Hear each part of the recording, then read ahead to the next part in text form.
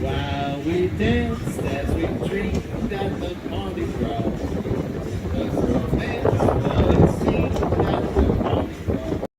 Can you believe that there are some people in this world that did not tune in to the Alliance Vlog podcast?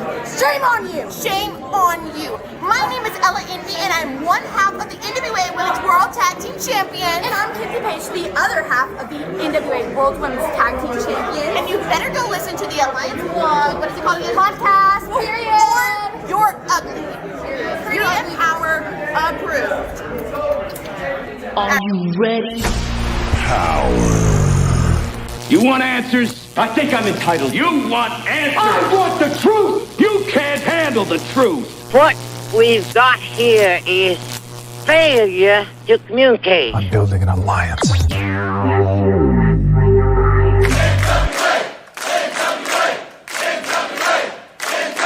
God bless the internet. Okay, let's party. It's showtime. It's time for the Alliance Guys podcast with your hosts Kevin Frazier, Jaden, DKM, and J. Cal.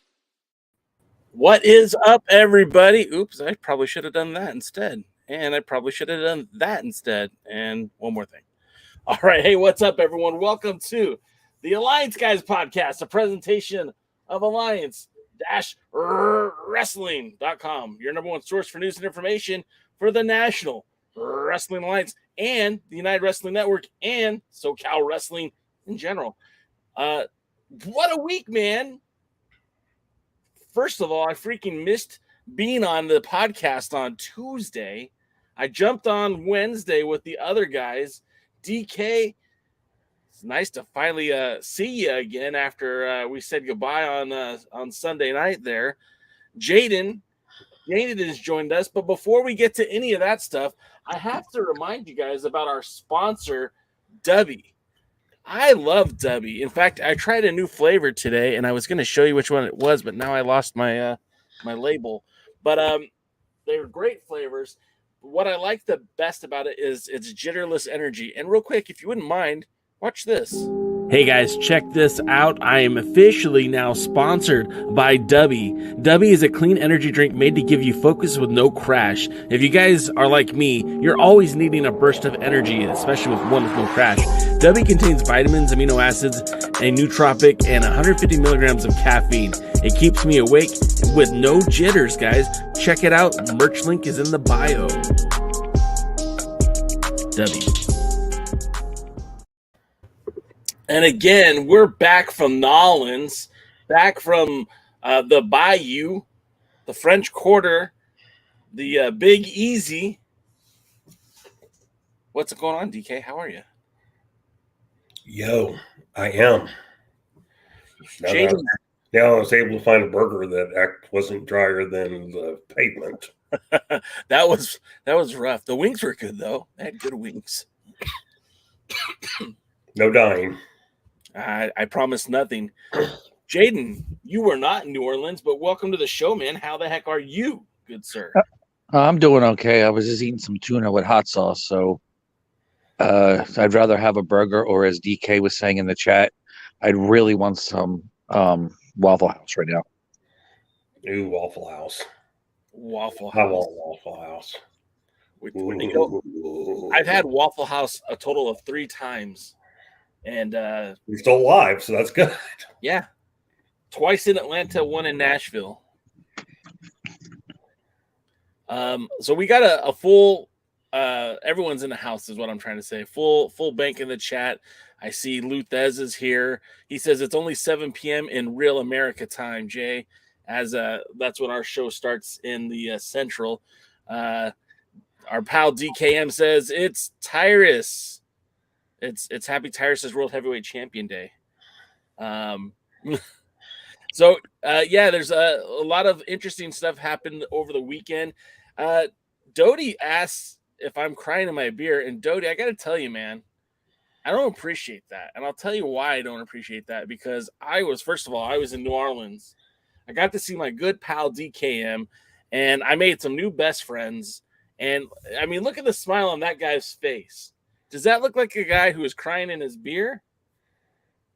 Thanks for the photo, DK. You're welcome. Yeah, we had a great time. The wrestling was whatever, but I had a great time in New Orleans. I had a beignet? Mm-hmm. I had a po' boy. I walked around. He is a po' boy. Yeah, after this weekend, I'm a po' boy. I walked around the French Quarter. DK and I got to hang out for a bit. We talked some wrestling. Got to see Dave Scooby. I shared a beer with Dave Scooby. Got to see my guy Jax Dane. We got to see a new television champion crowd. What is there to cry about? What a great weekend. I had a blast. DK, what did you think about New Orleans? Oh, I enjoyed being in New Orleans. A little bit on the cold side, but it was I enjoyed being there. Google Maps took me like every zigzag way across town that it possibly could. And parking at the French Quarter is way too much. And next time I will Uber there. Yeah. Yes. I literally would have spent about the same amount of money as the Uber, but at least then I wouldn't have to have worried about where I parked my car and I'm looking for it. Yeah. And what Jay doesn't know is we were walking to my car at one point, and I just luckily saw it as we continued to walk. I was parked in a spot where we could see it through these kind of breaks and these little half-size concrete walls they had up. And so, but I was about to lead us about 3 more blocks. Like, oh, wait a minute. Oh, there it is. And, the wrestling wasn't bad. I was probably more interested in Jay being there, and I was Dave, because it was good to, see people that we know from here, especially considering what one of us is from Texas, one of us is from California, and the best one's from New Jersey. Well, you weren't there, even though we tried to get you to come. But Mr. Scooby was from, I smiled some while I was there, media. And Dave Scooby's from Maryland. Is that right, Dave? Maryland or Delaware? Maryland, Delaware, somewhere out there on the East Coast. So we were able to do it. Well, then, by the way, the next Alliance Guys road trip will be to a non-NWA event in March. When we have more details available, we'll share them, but it's going to be in the East Coast. And we'll talk more about that later in the coming weeks, months. Of course, got to get through Christmas, got to get through the New Year's first. Hell, Thanksgiving's next week. We won't be here next Thursday. I won't be. Maybe DK might, but Baltimore, guys. I'll be in a coma. Dave Scooby says Baltimore. We're both wrong. Baltimore. That's in Maryland. That's Maryland. Oh, yeah. Yeah, that's right. I know geography. Yeah. California education at its best. Exactly. So, Jay. Yeah. Any fun happenings with 2 members of the NWA Women Tag Team title? How did that come about? How did you get our endorsement there from them? So, first of all, I do want to point out that the locker room at the NWA live events is really cool. Sometimes they have, in the past, they've done meet and greets. This time around, they were actually just out selling merchandise. And if you talk to somebody, they'd be more than happy to talk back to you. We got that endorsement on night 2 from our dear friends Kenzie Page and Ella Envy, my new besties, if you will. Great girls. It was fun watching them interact with the fans in attendance. They have that kind of that mean girl mentality in the ring, but they were just so sweet to a lot of the fans there. They were, and yet still in character. Yeah, and that was what was great about it, is they didn't break their character, but there was an older woman who was in a wheelchair, and I I don't know the entire story, but they were pointing her out and saying how fabulous she looked, and they put her over, and that's stuff they didn't have to do, but it was so damn sweet, and they were just so nice. They were even nice to the creepy old guys who were asking to take pictures with them and asking them to record videos. So they're great representations of what you would want from an NWA champion. I went down the line on night one. I went and saw the former world's heavyweight champion Matt Cardona. I offered him one of these stylish hats, and he said no. And I said, you want a free hat? And he's, no, I'm not going to rep that. And I respect the honesty, though. Like, at first I was kind of like, well, F you then, buddy. But the more I thought about it, it was actually, I appreciate him saying no and not taking the hat than taking the hat and then throwing it in the trash can. I will point this out. Somebody from that show who received a free hat ended up gifting it to somebody else because I saw someone at the airport wearing the hat, which at first I thought was really cool until I realized that was one of the hats I was giving away. So, and Pollo says, obviously they were nice. See, Pollo, that was the joke I was trying to make, that I am the creepy old guy. I'm 43, going to be 44 actually in about a week. So that was the joke I was making, Pollo. But yeah, everyone there was really cool. We got a chance to talk to Luke Hawk. He was like the ambassador for New Orleans. He said multiple times, if you need anything, you just let me know. And I'm like, how can I use this to my advantage? Then I saw, who else did I see? I talked to Colby. Told him how great his match was against Davey Richards the night before. Spoke with Sal Renaro. You guys might have seen that clip on YouTube. I found out about the mustache. Yeah, tell him about the mustache. So, as you may have noticed from the pay-per-view, and whatever taping part he does from Louisiana, he shaved his beard and he just has the mustache down. And it's a typical porn stash, if you know what that means. And so I was asking him what happened to the beard. And he goes, well, he had shaved his beard for part of his Halloween costume. And then like 2 or 3 days later, he was at an event and the fans were just giving him hell over it and booing him and hating on his mustache. And he's like, well, now I got to keep it. Yeah. And it got heat. It got a lot of heat. Sal was a cool guy. I got to tell him that a lot of the people, not a lot of the people, both Sal and Colby were like, well, what is the Alliance blog? What is this all about? And I explained to Colby that we were covering the NWA when his pops was still champion. And explained to Sal that we were covering the NWA when he was still in Anarchy. And they both really appreciated that. Cool dudes. Both of them were really, really kind. Everyone there was really cool. Well, going back to Pretty Empowered, one thing you should know is that they did that video totally off the cuff. Yeah. In like one take or 1.5 takes. They thought Jay had started recording and he hadn't, so they had to restart. But basically, it was completely off the cuff. And that impressed me a lot.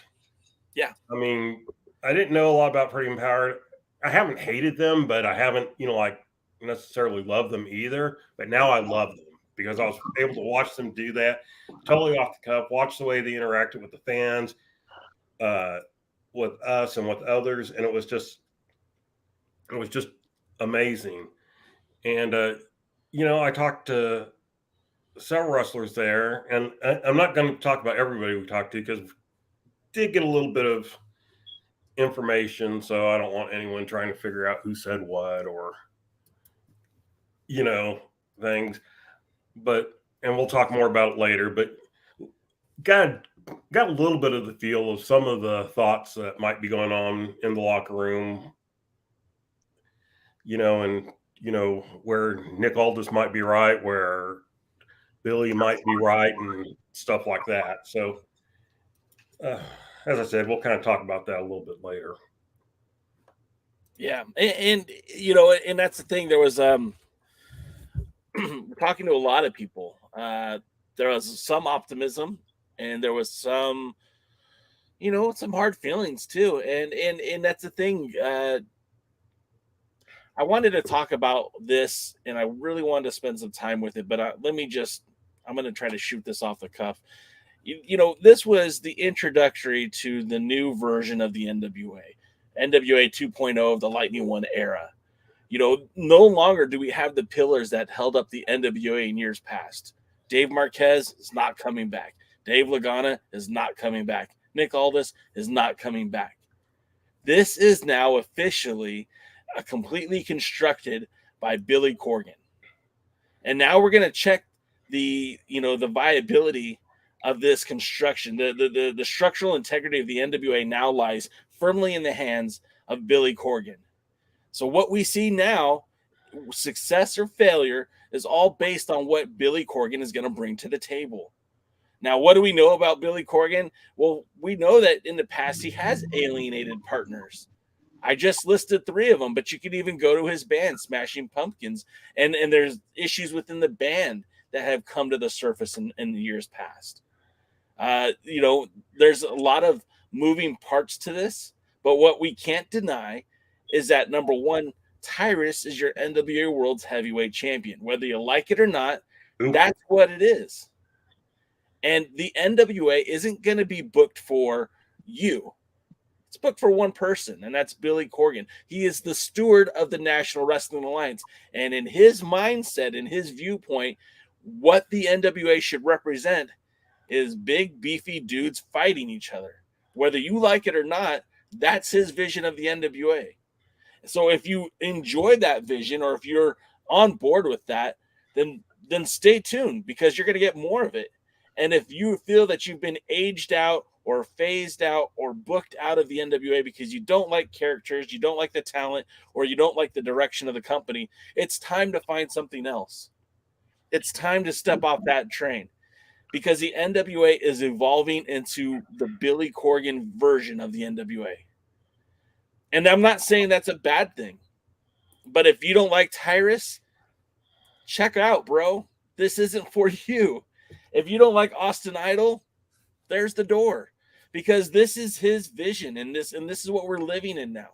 And there's a lot of other wrestling promotions out there that would love to have your consumerism. They would love to have your dollars and your eyeballs and your attention and your tweets and your Instagram posts. United Wrestling Network, MLW, Championship Wrestling Memphis. So much promotions out there, so many wrestling groups out there are dying for your eyeballs. If this doesn't sing to your soul anymore, please. If you want a new opera to sing to your soul, maybe you should check out Dangerous Adrenaline Wrestling Gladiator, South Jersey's #1 wrestling promotion, and the promotion apparently J. Cal forgot about. There's a lot of promotions I didn't mention. Yeah, but how many of them are associated with the Alliance guys? This is true, but you're not wrong. That's fair. Yeah. Check out Dog Pro Wrestling on YouTube and fall in love with professional wrestling the way the NWA used to be. And Patch. But getting a little bit into what Jay was talking about and Billy's vision. So that's a good place to start segueing into. Who's eating? I mean, because I'm hungry. Hey, Jay, send Poya the link. I'm going to pull it up right now. Put it on the screen.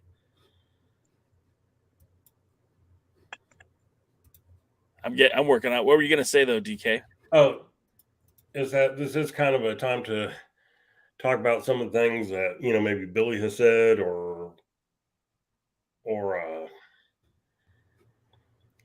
Nick Aldis has said, and as we kind of look at some of these things, Billy has flat out said he's trying to draw in the casual fan. Or I don't know what the casual fan is. To me, if a person says, well, we want the casual fan, what you're saying is you want the WWE fan. And my problem with that with anybody is WWE. You're not going to out WWE the WWE. No. You're not going to do anything better. Their fans are their fans. They watch. WWE has 7 hours of television if you want to watch that much. And nobody wants to, add an 8th hour. No. And so that's the problem I have. Billy may remember, he may like to get all these belts from back in the day, but he's not remembering the wrestling that took place back in the day. He's one of those people that talk about how, we got to produce a modern style.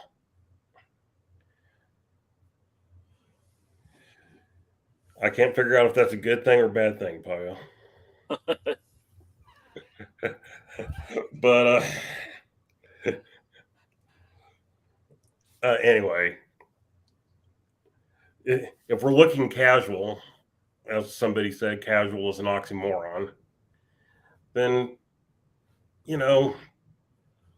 they're not going to watch 20 hours of wrestling. Idiot hardcore people like me might watch 20 hours of wrestling, and I don't. As I've stated here, I record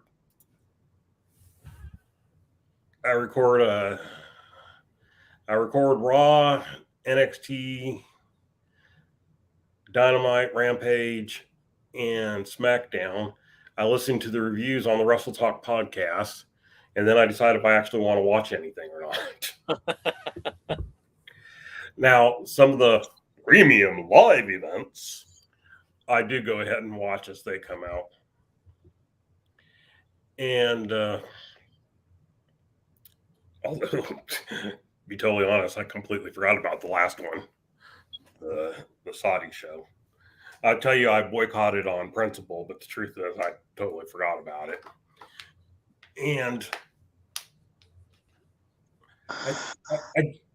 you're just not, if your thing is to, well, I want to attract that fan, you're probably not going to.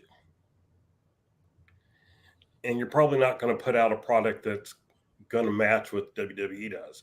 You don't have their production values. You don't have their roster. You don't have their money. You don't have what you need. And so somebody, that's why a lot of places will try to produce some kind of alternative. Now, people will tell you the AEW is an alternative, but they're not really, because they're just a sports entertainment based as WWE. Their alternatives are as the Republicans are their alternatives to the Democrats. There's some truth to that for sure.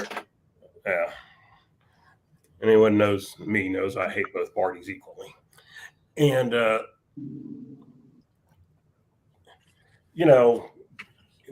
when you go watch Jaden shows, then you see, Dr.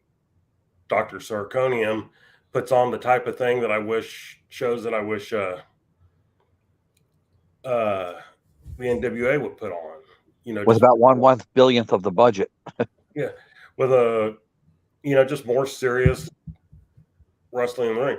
Now, supposedly that's what Nick Aldis was saying he wanted. He wanted a throwback to that, and he wasn't happy with the direction. Well, let's go back in time here real quick, right? So when the NWA was purchased by Billy Corgan, the lawyer in Brownsville who got the payday, handed over the assets to what was essentially a couple of championship belts and the 3 letters, right? That's what we keep hearing. It was on the backs of Dave Lagana, Dave Marquez, Tim Storm, and Nick Aldis that produced something that made people care. And Billy was involved too. I don't want to alienate him because he was a part of the process, right? he did, he did contribute to this, the structure of what would be the NWA. And it was a throwback. It was more of a competitive feel. The videos that we watched weren't based on like sports entertainment storytelling. It was based on more traditional pro wrestling, or even like modern day like MMA type storytelling, right? Like we knew these matches were coming, but it wasn't it wasn't like hey, your mom told my mom this, and that's why they're wrestling. Like it was all because the top prize in pro wrestling, the 10 pounds of gold, the NWA World's Heavyweight Championship with a lineage back to 1948, was treated as such a significant title, such a significant prop in the history of pro wrestling, that's what the storyline needed.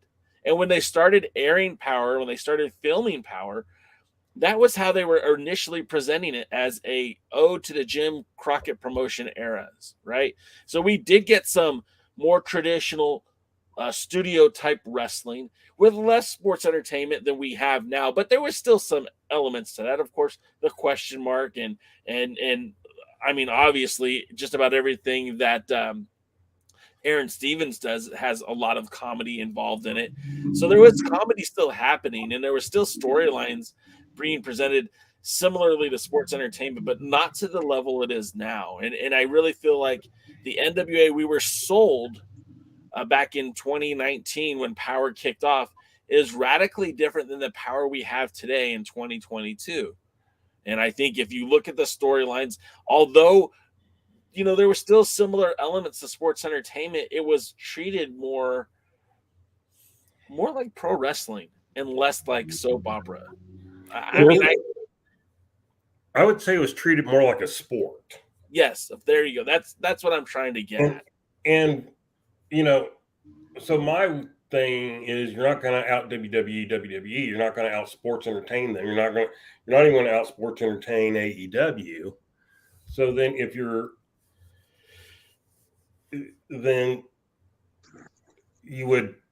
I would say the audience that you want to go after, especially if you like, the big athletes fighting each other, some in brawls, some in technical or whatever, then what you look at is who you should be going for is the sports guy. Yeah. Do you like MMA? Do you like boxing? Do you like, amateur wrestling? Any of that stuff? Here, come watch our show, because that's what we got. Real quick, Poyo said something in the chat, and I don't know if I 100% agree with that. Poyo said, assuredly, I would never have been, I never would have made it to that product, so I ain't bitter. And to that, I say, I don't necessarily know if that's true. I mean, we did have, literally, we had Aaron Stevens, refusing to wrestle, talking about his Hollywood ventures. We had the question mark doing karate. I don't know that you would have been all that out of place on that story, on that show 3 years ago, Poyo. I mean, I enjoy the dynamic that you have with the Thrillbilly, and I think that would have worked even back then on that show. Here's the thing. Many people consider comedy as sports entertainment, and flamboyance and histrionics. All of that was in pro wrestling forever. Jimmy the Boogie Woogie Man Valiant wasn't normal. That is not what sports entertainment is. There's always been the flamboyance, the histrionics, the insanity. Adrian Street, exactly. There's Gorgeous always George. been that in professional wrestling. And that's why I say to this day, UFC is the best pro wrestling promotion in the country, because they take an athletic competition and use that flamboyance and the histrionics. And again, it's the using stupid, childish, goofy humor. And all right, I'm going to say this out, and I'm probably going to piss off a lot of people. It's your damn fault we have the NWA. And I'm talking about everybody who was at that first taping that cheered for the question mark. It's all your damn fault. We can blame Billy all you want, but you dumb people had to cheer that stupid thing because you didn't cheer it because you thought it was great. You cheered it because you guys wanted to take over the show and you wanted to make it all about your damn selves. And that's exactly why we have to deal with this stupid shit. Because They saw that, and if you notice from that point forward, we started getting more and more and more and more of that stupid shit. It's you guys trying to take it over and put yourselves over instead of actually cheering for wrestling.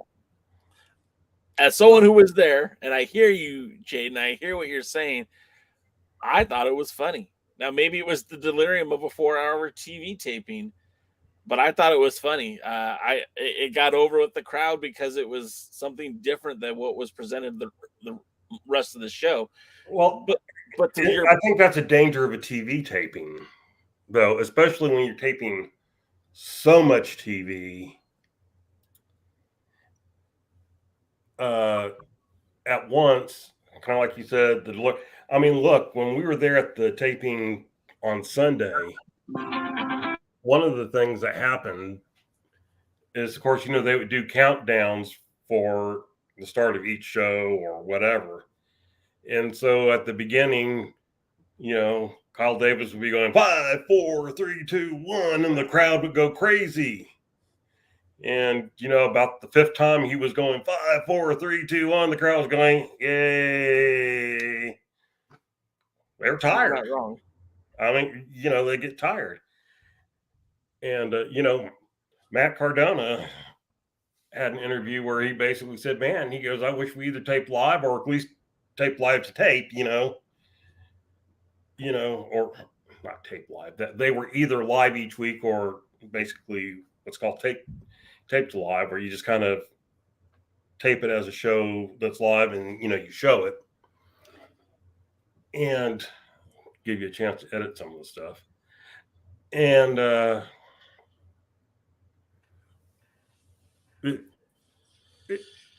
I think the problem is that you get these things, you get people in there, they get tired, they get a little bit loopy, they try to entertain themselves basically as time goes on.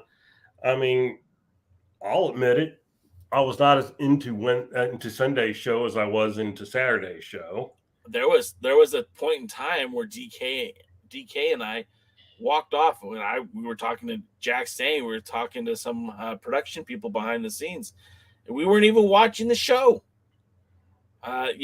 Every time I go to these live events, whether it be the United Wrestling Network, Masked Republic, any of my local Southern California indies, or any event that I go to, I have the same camera that you're watching me on right now in my hands, and I take as many photos and videos as I possibly can, to the point where I'll run through 2 batteries in the course of 4 hours trying to capture those moments to put on Instagram, on TikTok, on YouTube, and everything else. There were parts in that show I just didn't even care, and I sat down and I just held my camera. And that, I think, speaks to what Poyo was saying in the chat, that there wasn't a lot of compelling storyline produced for this. There wasn't a whole lot of momentum that carried over from the night before. To be quite honest, it was a WildKat show featuring NWA talent that didn't even put over the WildKat talent. Yeah, there was a lot of confusion there. I will say this, because actually the worst, if both Jay and I were in our seats looking at the ring or talking to each other, that was probably not a good thing. That means we really weren't interested in what was going on. Because when we were interested in things, we were up, we were moving, we were talking to people. Yeah. And I will say this for me, because I watched Power. Did you get a chance to watch it, Jay? Yeah, I watched it this afternoon. And I did find Power to be actually a little more interesting as a show than I did as a live event. I don't know if you felt the same way or not. But of course, they had a chance to put a little bit of polish on it. It was kind of hard to hear the promo earlier with I remember when Austin Idol was out there, the mic kind of muffled. It was really hard to hear what he was saying. I couldn't really pick up what they were putting down, if you know what I'm talking about. Right. And then hearing the promo afterwards on TV, when you have a mic'd up Tyrus explaining that, Cardona's still a threat, Murdoch is still a threat, and at any point, either one of his associates in the Church's Money, Idolmania Sports Management could be potential challengers. That came across so much better on the program than it did live. Yeah, and I will admit, where we were sitting, we were across from the hard cam. So we saw a lot of backs and butts. Yeah. And on the girls, maybe not so bad, but on the guys, it was no fun. I do want to go back to something that Boyo was saying earlier. I think in the earlier vision of the NWA that some people had, I think that's where she would have fit in better as a manager of a female tag team, which was kind of, I think, like my own vision for her early on and stuff like that, manage some of the female wrestlers. And so, but, she's gotten way over with me working with Thrillbilly, and I really missed her not being there. Yeah. This weekend. We missed you a lot, Poyo. We cried a little bit that you weren't there. And, I think maybe this is where we can get in talking a little bit about, some of the things that Billy has said and some of the things that Aldous has said. And somebody goes, who do you think's telling the truth? And I said, well, I think both of them are. Oh, 100%. I go, I don't question anything that Billy's saying about Aldous, and I don't question anything Aldous is saying about Billy. I think they're both right. I think Aldous probably comes across a little more hypocritical. One of the people we're talking to pointed out that Aldous was the first to say that Sicky Dice and Thunder Rosa, who were critical of some of the going-ons. Real quick, just some of the shots that we would see when, you guys had the hard camera, we saw butts. Yeah. And not that DK was complaining. Not with that one. Anyway, getting back to where was I? Nice. He put something on me and I totally forgot. No, seriously.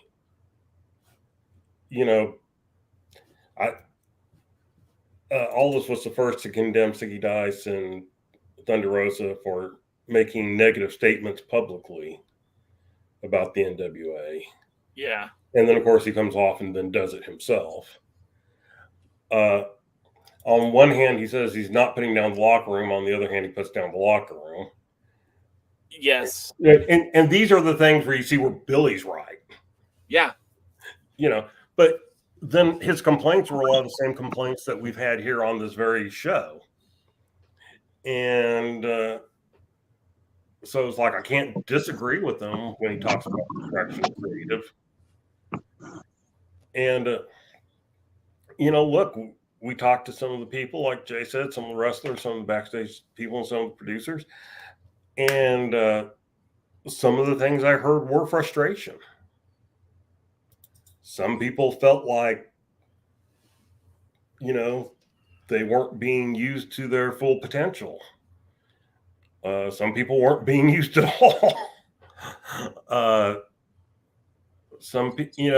told one person, I go, boy, they really need to build you up for a title match with somebody.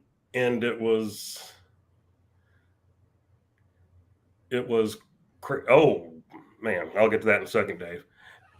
And, and they're like, well, yeah, I would like for that to happen too. I don't know why. Another person noted what their kind of win-loss record was in a thing, even though they were supposed to be, a top person. And it's just, there is some frustration there. I can tell.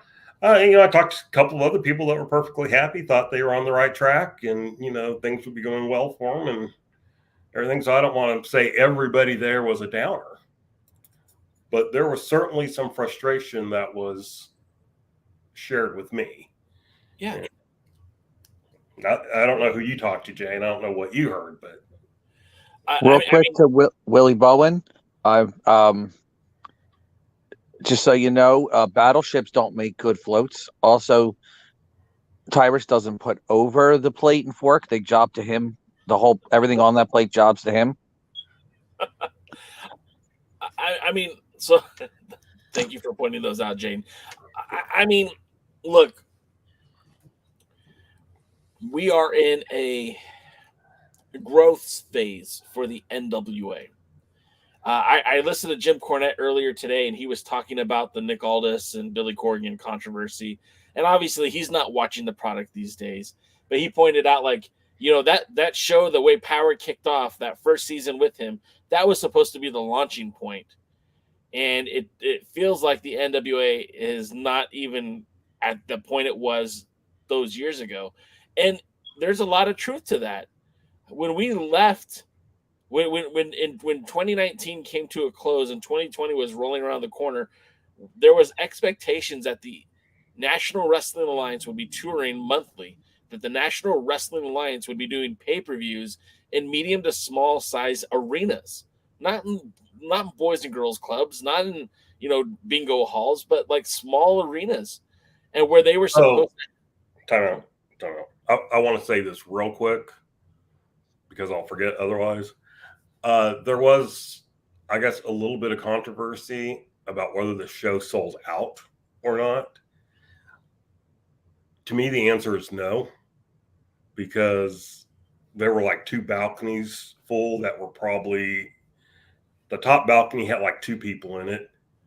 The first balcony was probably about, what, a third? Yeah. Maybe a little bit more than a third. But yeah, not a whole lot. 40% at most. Yeah. And so there are plenty of available seats if more people had come.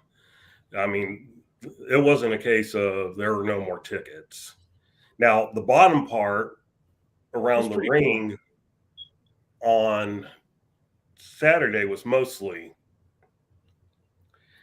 sold. There are a couple of empty seats I saw, which may have been sold tickets, but the people didn't come for whatever reason. Well, and then they did do a segment in the main event where so the section between the stage and where DKM and I were sitting was mostly empty for the whole night, mostly. And then they did a segment, in the 2 world title matches, both the women's title defense and the men's title defense, the triple threat matches. They had the wives of wrestlers or wrestling wives, whatever it was, a lot of hot babes sitting in ringside and kind of laughing at Chelsea Green when she was getting beat and supporting Tyrus when he won. So it seemed a little like, at least for then we found out that one of them was his wife. Yeah, one of them was his wife. Media M5 asked what day had more people in seats, and it was obviously it was the Hard Times pay-per-view, not even close. It felt like the Revolution Rumble really suffered. There wasn't a lot of attendance there. I mean, there were people there, and there was a good chunk of people there, probably about 400 people, right? 350, 400 people. But when you think about where they were when that first episode of Power debuted, and they're in that small venue, that production studio, they had, probably close to 400 people there. The audience hasn't grown. Where did those fans go, DK? Away. Well, I mean, and again, let's be honest. We talked about this before. It was going to be something that the NWA was going to have to deal with. It's something that AEW has had to deal with. In the early day, all the hardcore fans went wherever you were, wherever you were across the. Don't have a stroke. I'm trying not to, but I totally forgot where I was in my statement. You're talking about AEW crowds who were even diehard AEW fans who were following the show. Right, because hardcore fans were traveling from across the country. The country is the word I was looking for. And the second night, a lot of people who came in for Hard Times 3 were gone. Yeah. And it was very definitely a WildKat crowd on night 2. Now, in some ways, they were more into the show and more into the matches than the night 1 people, because they were very thrilled to be seeing their local stars. And it the crowd was actually more excited the second night than they were the first. Just with the exception of 2 matches. Right. Obviously. And we'll talk about whether we feel like maybe some mistakes were made or not. But it was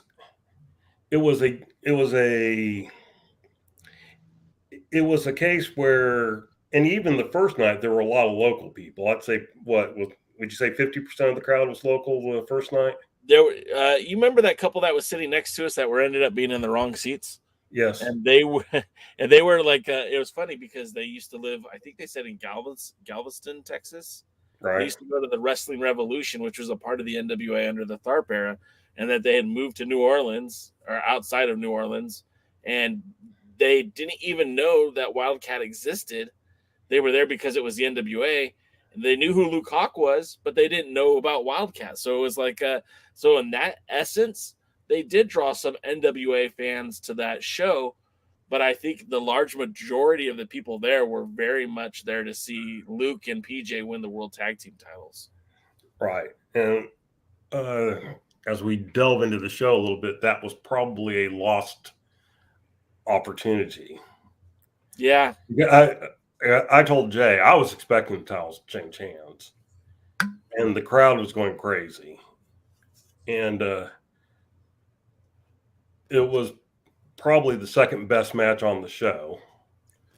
It'll be a surprising first best match for those who know me, but it was. I told Jay, I go, you watch. I go, when they win, I go, the roof's going to come off this place. They are going to blow. And unfortunately, they didn't win. And sadly, it kind of killed the crowd for the rest of the night. Yeah, and that should have been the main event. Like, especially with the result they ended up with. But, yeah. But yeah, I mean, I think the crowd would have been excited and happy and, been able to cheer the rest of the night to celebrate their people. And, the funny person was Tyrus, who at various times on the same night, both nights, would be cheered as a local guy and booed because he wasn't liked. Yeah. Yeah. But I mean, so like, okay. One thing we have to take into consideration again, because this is the point of divide from what the NWA was to what the NWA is going to be going forward. We can't keep looking backwards because, well, first of all, we don't have the same principal pieces in place anymore. Well, Strictly Business is gone. We're not going to have any more Nick Aldis. We're not going to have any more Dave Lagana, Dave Marquez, or anything like that. So moving forward, we have to look at this and decide, I say we, right? It's not we, it's them. It's Pat Kenny. It's Billy Corgan. It's Joe Galley. It's Kyle Davis. They have to decide what the NWA is going to be going forward. And, it's interesting some of the points that some of the talking points we've heard in the last few weeks, before the pay-per-view and after the pay-per-view. I mean, we know that Billy Corgan already said, like, hey, if you don't like how I'm booking things, well, then hit the bricks. He said that on TV. He said that he's the one that's running this show. That's why him and Aldis were butting heads on TV, because, he's going to run the show the way he wants to run it. Okay. We know that we know that Billy Corgan has said that he likes the heavyweights. And we've got an influx of heavyweights in the last year to 2 years, right? We had Trevor Murdoch, but Tyrus is a product of post-COVID. We had Jack Stain, but he showed up, right towards the end of the first 2 seasons. And, they're going to probably have more heavyweights along those lines. Wrecking Ball Legursky, Jay Bradley. It looks like that's where they're heading. Well, they had plenty, to Boyo's conversations. I mean, I'll agree that COVID derailed them. Yes. But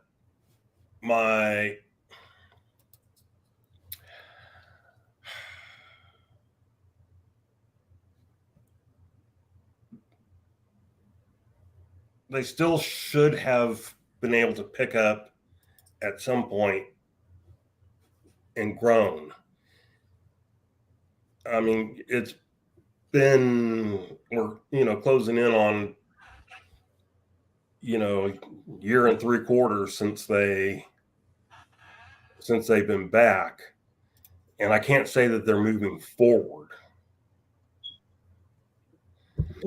And I don't have a problem with big guys, but on one hand we're talking about the big guys, but then on the other hand we have Gimp. Yeah. On the other hand we have Sal Rinauro. And I met Sal there, and I'm not Sal's biggest fan, and he kind of drives me crazy, and I certainly hate his current character. I mean, he was a nice enough guy while there, when I met him. But I don't like the way he's being used. I don't like Gags the Gimp at all. Yuma's fine. They could be using. We don't even need Captain Yuma, which he was. I mean, either just Yuma or Johnny Yuma or Fred Yuma or whatever they want to call him. They keep calling him the Ninja Assassin #1 and call Sal Rinauro Ninja Assassin #2. And I think a lot of us would enjoy that more than what we're seeing right now. Right. Here's the thing about big guys. Mid-South did big guys for years and did a very good job at it. You have to know how to use and promote big guys, and you have to know which big guys to use. There's a lot of talented beef out there that can make a lot of stakes for Billy Corgan and really make a great company to see. The problem is, I don't think Billy has the mindset on how to create those big guys and how to use them and how to put them in matches that people care about. The WWF did a very similar thing. Bruno was small compared to some of the big guys that he was wrestling, but he was no small guy. Well, and I think also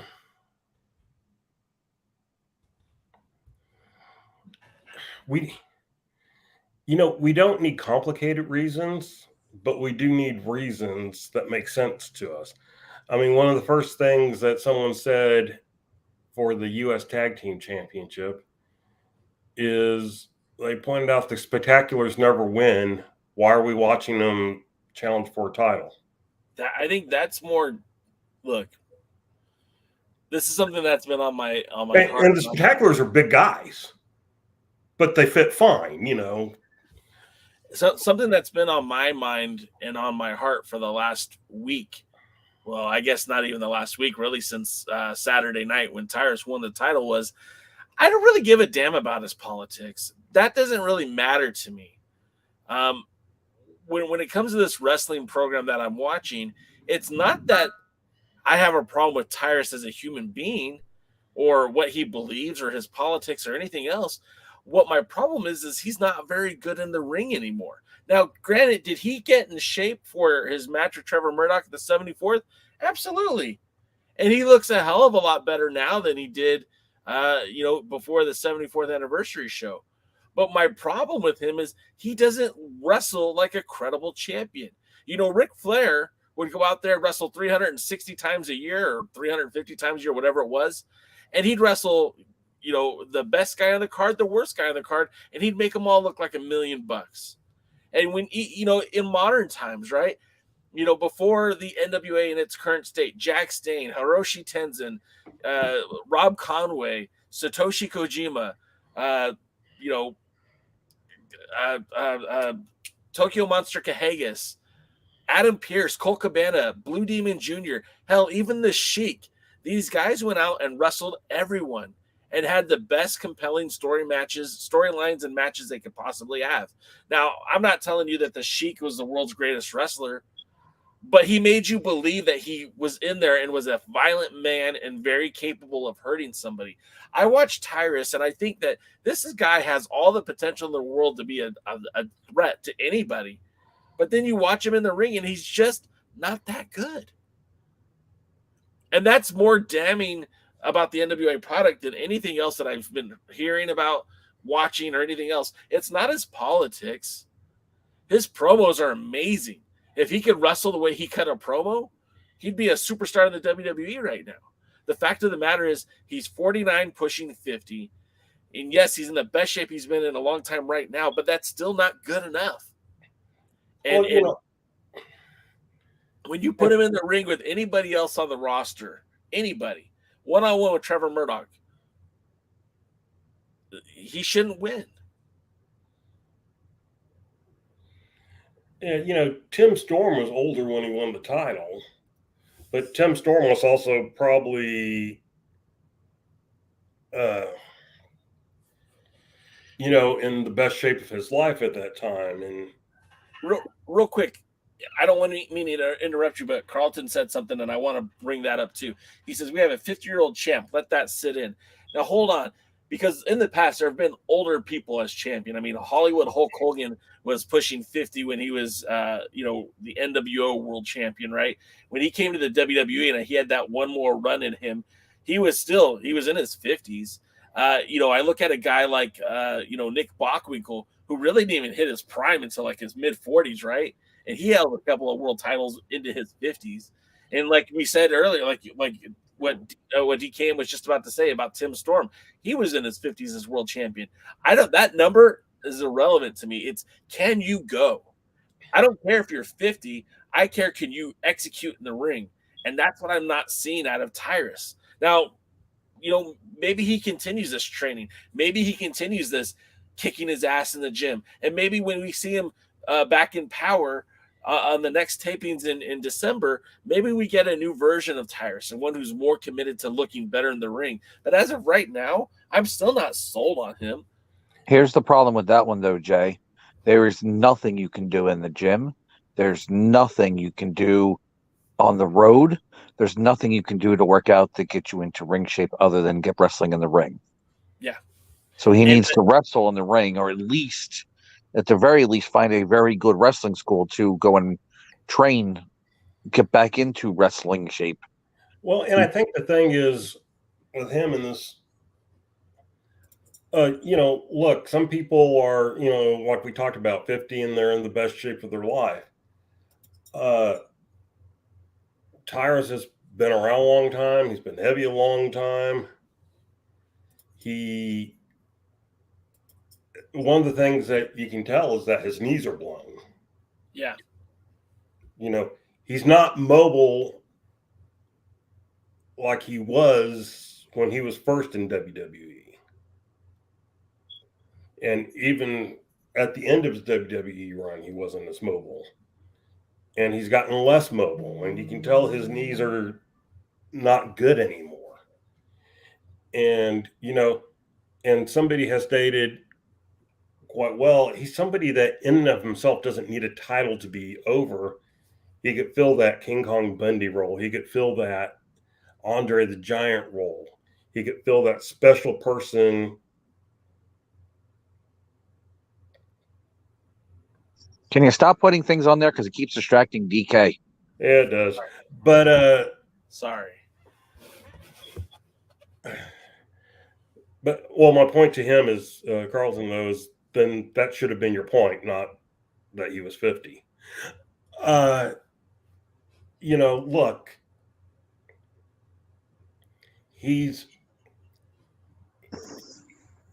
my problem with him is he's limited in who he can have a good match with. Put him in the ring with somebody like Dick Murdoch, fine.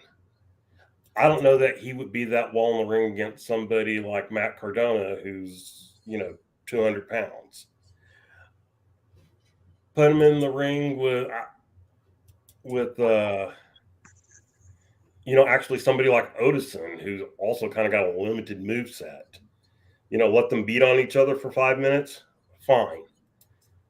Put him in the ring with somebody like Latimer, who has more technical abilities. I don't know how well that goes. And, the problem is that whoever his opponent is going to have to carry him to a certain extent if they don't wrestle that same style that he does. So again, a Murdoch, a brawler, will fit well with him, but I don't know that a wrestler will fit. I don't know that Nick Aldis would look good in the ring with him. And that's the thing, and I've heard a lot of people say, oh, well, he's probably a short-term champion, or just a transitional champion. Well, of course, when they only defend the title at pay-per-views, he could be. You do get stuck when the text comes on the screen. Oh, I didn't see it. I get stuck just thinking in my own head. No, I mean, and that's the thing about Tyrus. Like, when we look at the NWA, maybe what they did is going to be more beneficial 10 years down the road, and we don't see it yet because we're right here in front of it. Putting Tyrus as your world's heavyweight champion, and theoretically, we probably won't see him defend the title unless it's at a pay-per-view, which means there's going to be a greater emphasis on your secondary titles, your tag titles, your women's championship, your junior heavyweight championship, but specifically your national title held by Scion and your television title held by Jordan Clearwater, two guys who can actually work. And that's one of the things that, by the wayside, we've been talking so much about Tyrus and how bad that is for the NWA, but look what they did to the lower card, right? They put in some guys who actually can work. And what I think we're going to see there is maybe the influx of action that we are hoping for in the NWA is going to be on the mid card. And maybe for the time being, the steward of the NWA, Mr. William Patrick Corgan, is going to put a name connected to that title that will be on Gutfeld and Sons or whatever the hell that show is called. I don't know what it's called. I don't watch Fox. And that title will be showcased to millions of people on television and will be put over as the most important professional wrestling championship belt in history.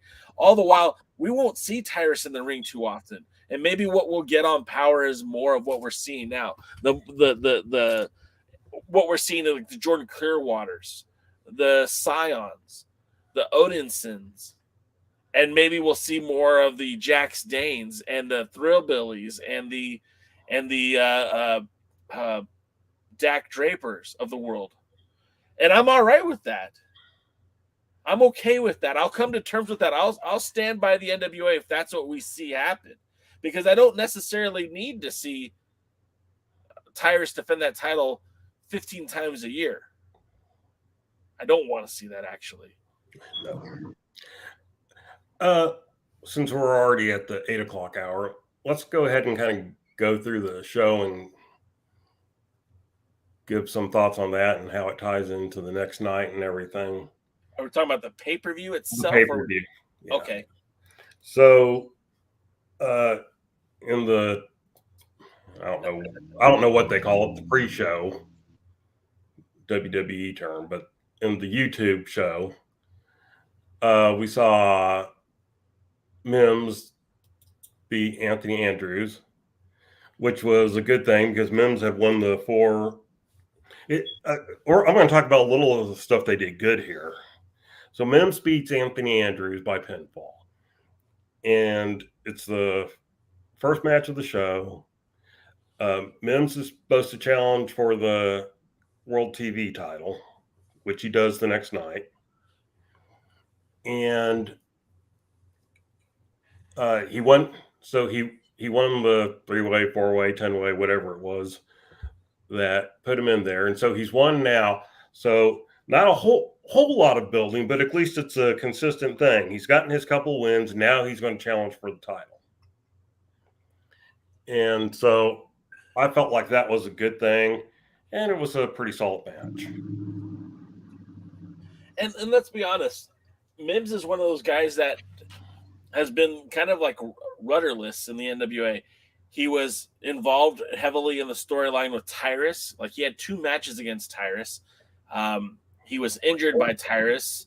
He was off TV for a couple of weeks, maybe a couple of months. It's really just a couple of days, but with the way the schedule's set up. And so when Mims came back to the NWA, I mean, it still is Mims, but he has a lack of direction. And now maybe with Jordan Clearwater as world champion, I mean, he didn't he didn't pin Mims. Oh, I'm sorry, I'm jumping ahead. Excuse me. But Mims winning that match was a good step in the right direction if the push is now on for Mims. If we want to see Mims get more title matches or to move up to the card, getting that victory over Anthony Andrews was important. Right. The NWA has a failure of everybody on the roster will eventually face everybody on the roster, and everybody on the roster will eventually get a championship match because that's kind of how the NWA does it. That's bad booking. That's unfortunately one of the things a lot of promoters and bookers get into issues with when they have a set roster is they don't use that roster to push to create championship. Everybody ends up wrestling everybody, and none of the matches really mean. And then next thing you know, somebody who is 0-17 could win a championship. Well, we have 15 billion titles. Poyo brings up a good point. Mims is someone who has push, has more start and stops than public transportation. I mean, that's the truth. That is the absolute truth. And it's funny because Mims is one of those guys that was literally on the first episode of Power. And that story of him eventually as a strictly enhancement guy. Yeah. And the story of him eventually becoming a champion within the company, whether it be as a tag team or a singles competitor, I think is really going to be interesting as we fold into 2023 and seeing Mims perhaps pursue one or both of those championships. And that push to Poyo's point, that push can't stop this time. That push has to lead to somewhere. And there's a lot more still going on, so we'll see. There's also a difference between getting wins and getting a push. Sure. They need to learn the difference and actually give him a push. If that's somebody that they need to invest in, then they really need to learn how to actually push him. And it's a lot more than just getting some wins. That's not pushing somebody. Anybody can win. Pushing is the storyline, the talking about, the art, graphics, direction. Everything is to put him into meaning something. You can't just all of a sudden just give somebody a couple wins against nobodies and then think he's a somebody. He has to also beat somebody and beat it convincingly in a reason and a logical sense. No, you're asking way too much. And look, Mims is still basically young to the thing.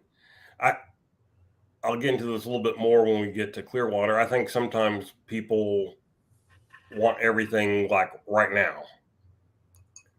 And it's like, let these guys have a chance to season, to age, especially now where you don't wrestle 360 times a year. These guys need time to develop. There are people in wrestling 10 years and I watch them and, they're still look like rookies. But anyway, the next match was for the WildKat Tag Team Championship. Slime SCN. I don't know how they pronounce it. Honestly, I'm not I don't follow WildKat that closely. But they defend the titles and defeat Miserably Faithful of Gags the Gimp, Sal the Pal by pinfall. It was an okay match. It gave the local guys something to do. All the guys in there were relatively small. I think, I'll use the joke of if I tripped on fell on them, I'd probably pin them. Yeah. But the match was fine. It kind of ended when Sal accidentally tagged himself in by slapping the Gimp. Now, I'm not really sure why Gags the Gimp and Sal were teaming together since the last time we saw them on an NWA show. Sal came out to beat up Gags for trying to help question Mark or something. I don't remember. It was foolish and there was nothing that's going on with that. Did you have any thoughts on that one, Jay? No. This I'll be honest, I tuned out of this match. I had no reason to care. I know this was a WildKat co-promoted event, but I have no connection to WildKat, so I didn't care about this match. It wasn't hyped on any programs leading up to it, and I'm not a big fan of Sal Renaro and the Gags the Gimp. Sal Renaro, Sal my pal, I would love to see that guy come back. And I know it's hard to do that because they've already went so far with this silly gimmick and everything else, but it's not working. I don't know who this appeals to. But Gags and Sal just it's not doing it for me. And the tag team match just didn't do anything for me.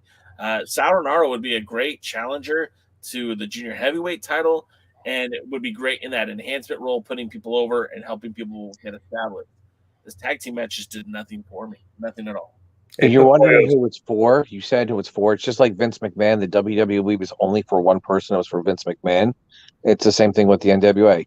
The only person it's for is for Billy Corgan. It's not for you. It's not for me. It's nobody. He said it right there. If they don't like it, they can go away. That's a promoter that's basically doesn't care about what the fans want. He only cares about what he wants, and he doesn't care about the fans. Well, but I don't think Billy had anything to do with this match, honestly. No, probably not. This might have been a WildKat match. No, but we're talking about what's the Sal and Gags again appeal to. Yeah, that's who they appeal to.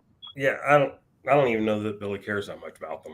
I think he just has them out there for his comedy thing. I don't think he gives it that much thought. But this match was simply to give the WildKat fans something. Yeah, look, it was. And look, I'm fine with that. I mean, this is one of those cases where Jay's actually probably a little more negative than I am. Which is weird. Mean, I was fine. I mean, not that I like Gags or Sal. I was fine, but I was fine with the match taking place.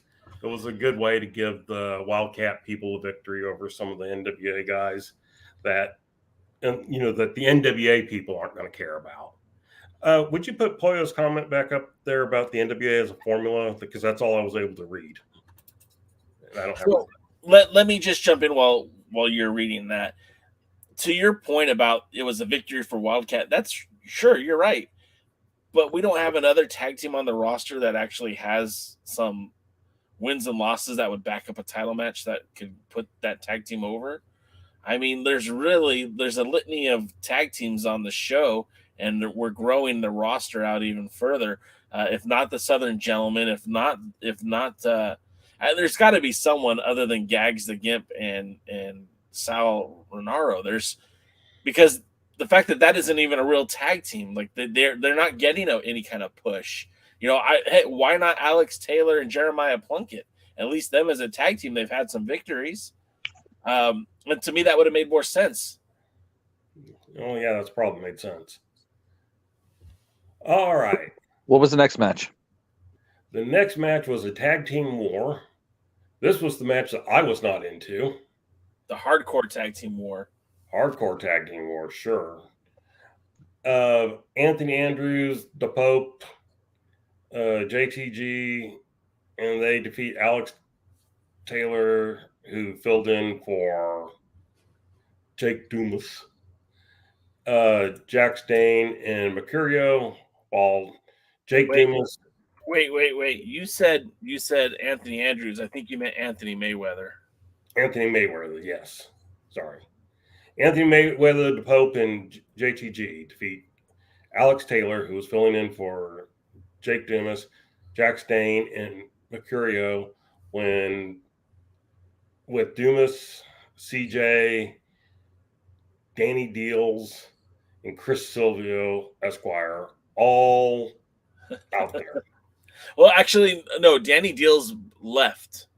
Did he leave? Yeah, he left. So he walked back up the entryway.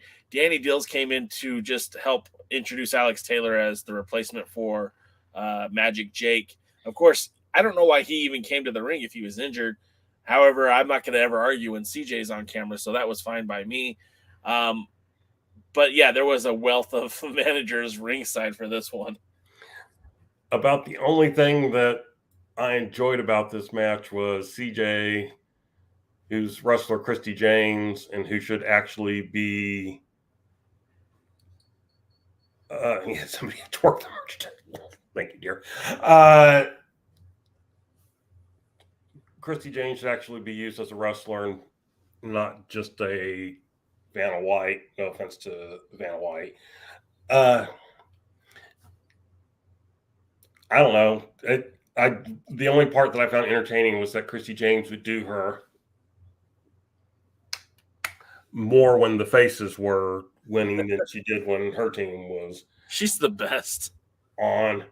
It ends with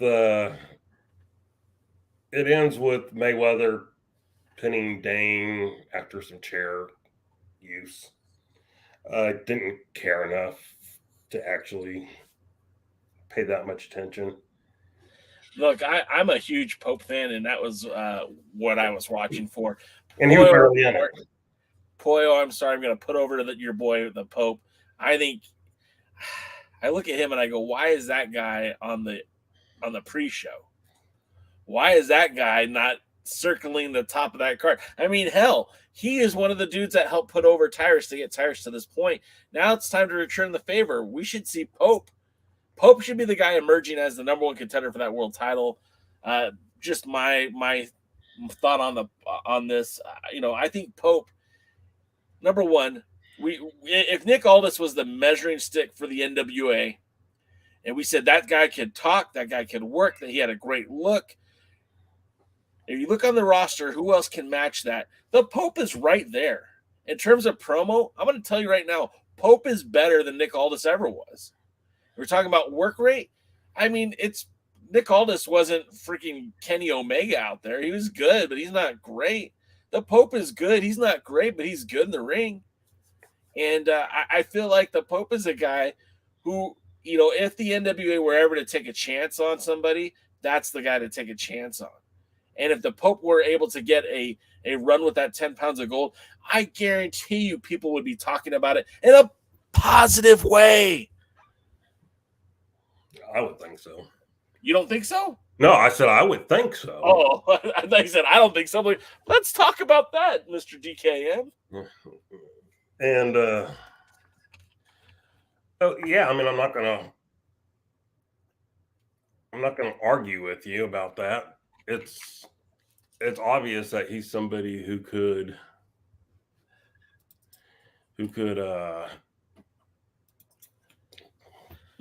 light the world on fire. He's got the charisma. Yeah. So, all right. So then it was the main event of the YouTube portion of the show. So it was for the vacant NWA World Television title. World Television title, as Jordan Clearwater defeated AJ Cassana by a pinfall to win the title. Now, this was probably the surprise for me of the night, as I was pretty sure they were setting up Cassana. Yeah, same. To win the title. It was a good surprise. Yes. I was glad it was Clearwater that won. They are not booking him so goofy anymore. He still got a little bit of goof to him, but it's like the right amount. And also, Clearwater both nights wrestled without anybody with him. He's still a part of the group. He would come out with the group, but when he wrestled, there was no Austin Idol, who finally found the hard cam, and there was no Church's money. There's no Church's money, and so this was the best match on the pre-show. The right guy won, and I don't have any complaints here. I'll give you my 2 cents on this. I too was pleasantly surprised about the outcome of the match. I will say this: I'm not a big AJ Cassana fan, but he certainly worked his ass off in this match. Probably the best I've seen him in the NWA up until this point. And I believe that Jordan Clearwater had a really good match with him. I think very highly of Jordan Clearwater, and I see. Okay. Apparently Jay's done talking. Apparently we're not allowed to put over Jordan Clearwater, so that's what happened, man. I bet you Aldis had something. Not Aldis. I bet you Tyrus had something to do with this. It might be. Did you go underwater? Hey, look, he's back. Yeah. Okay. So apologies. I don't know what happened. I just got booted out of the system. But to finish my point, I've been fortunate enough to watch Jordan Clearwater outside of the NWA confines. I've seen him in New Japan Strong. I've watched him in various indies here in Southern California as well. I've watched his maturation process from the United Wrestling Network, from being a trainee of Ray Rosas to being the United Wrestling Network World Champion and the crown jewel of the embassy. Watching his maturation over these past few years, the kid is getting good. And we've all talked about it, how maybe he might be a future world champion for the NWA. He's currently the United Wrestling Network World Champion. I see nothing but potential with this kid. I'm still surprised that he won the title, not for any negative reason. I just thought it was Kazana's opportunity. But I'm glad that it went with Clearwater. And I think, to the point I was talking about earlier, these mid-card titles are going to be very important for the NWA going forward. And having somebody like Jordan Clearwater representing your company as a TV champion, I think, is a good move. I do want to pump the brakes on some people. I realize that Clearwater holds the United World title, and good for United. No, he should not be the person to take the world title off Tyrus. I've already heard a lot of people clamoring about that. No. It's too early. He's too young. He needs to develop more as a wrestler. He needs to develop more as a character.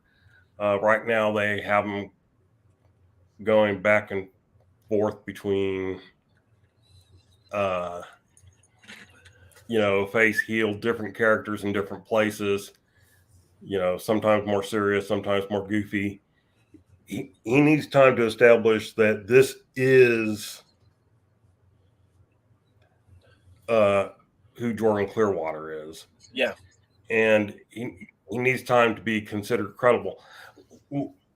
One of my issues, one of the things I liked about Nick Aldis, I'll say it this way.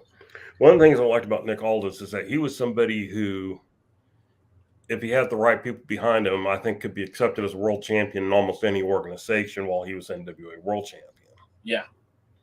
I think could have held the Ring of Honor title. I think could have held he did hold the Impact title at one time. Wasn't booked well, but he held it.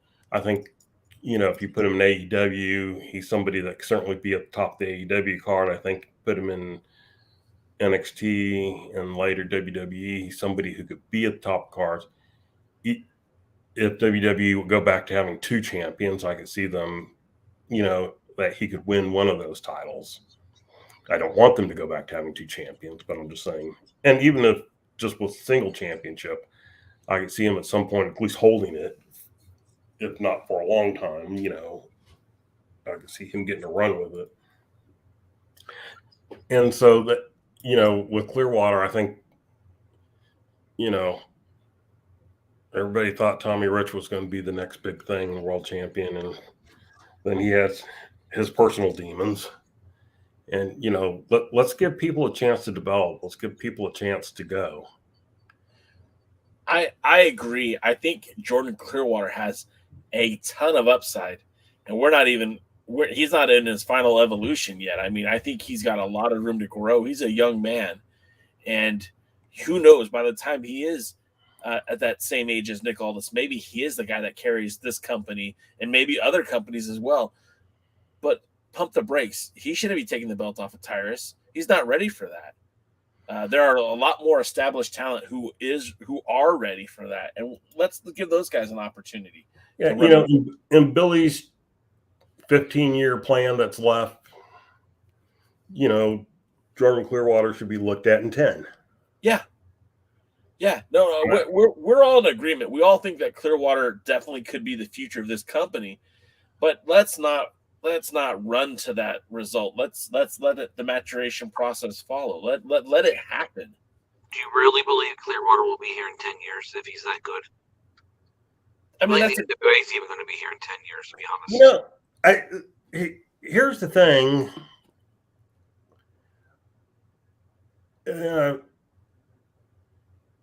WWE, even under Hunter, AEW, and all them, they haven't picked up everybody that's got talent. They certainly haven't used correctly everybody that's gotten talent, and they've let them go and everything.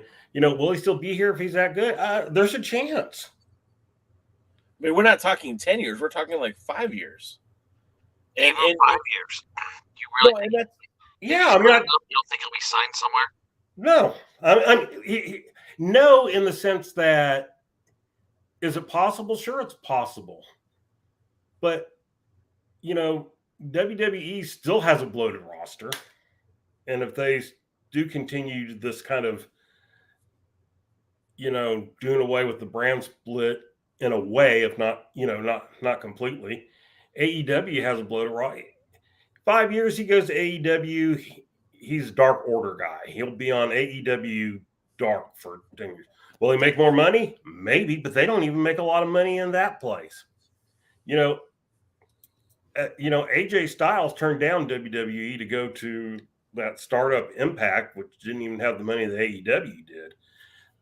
Now the question, will the NWA still be around? That would be a question. But assuming that Billy's willing to keep enough money funneled into it, yeah, it's possible. Yeah, it's possible he could be a champion. We talk about this with Camille. Everybody goes, "Oh, when Camille loses the title, she's out of there. She's gone. Somebody's going to pick her up." I don't hear anybody in the big things clamoring about Camille. I don't hear Camille being talked about the way Thunder Rosa was talked about.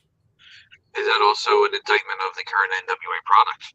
Yes, because nobody's really talked about on the current NWA product.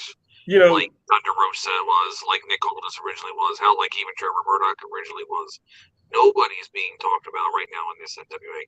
Maybe it's because it's got, I think, like a quarter, maybe a tenth of its views than it was people were paying attention to it before.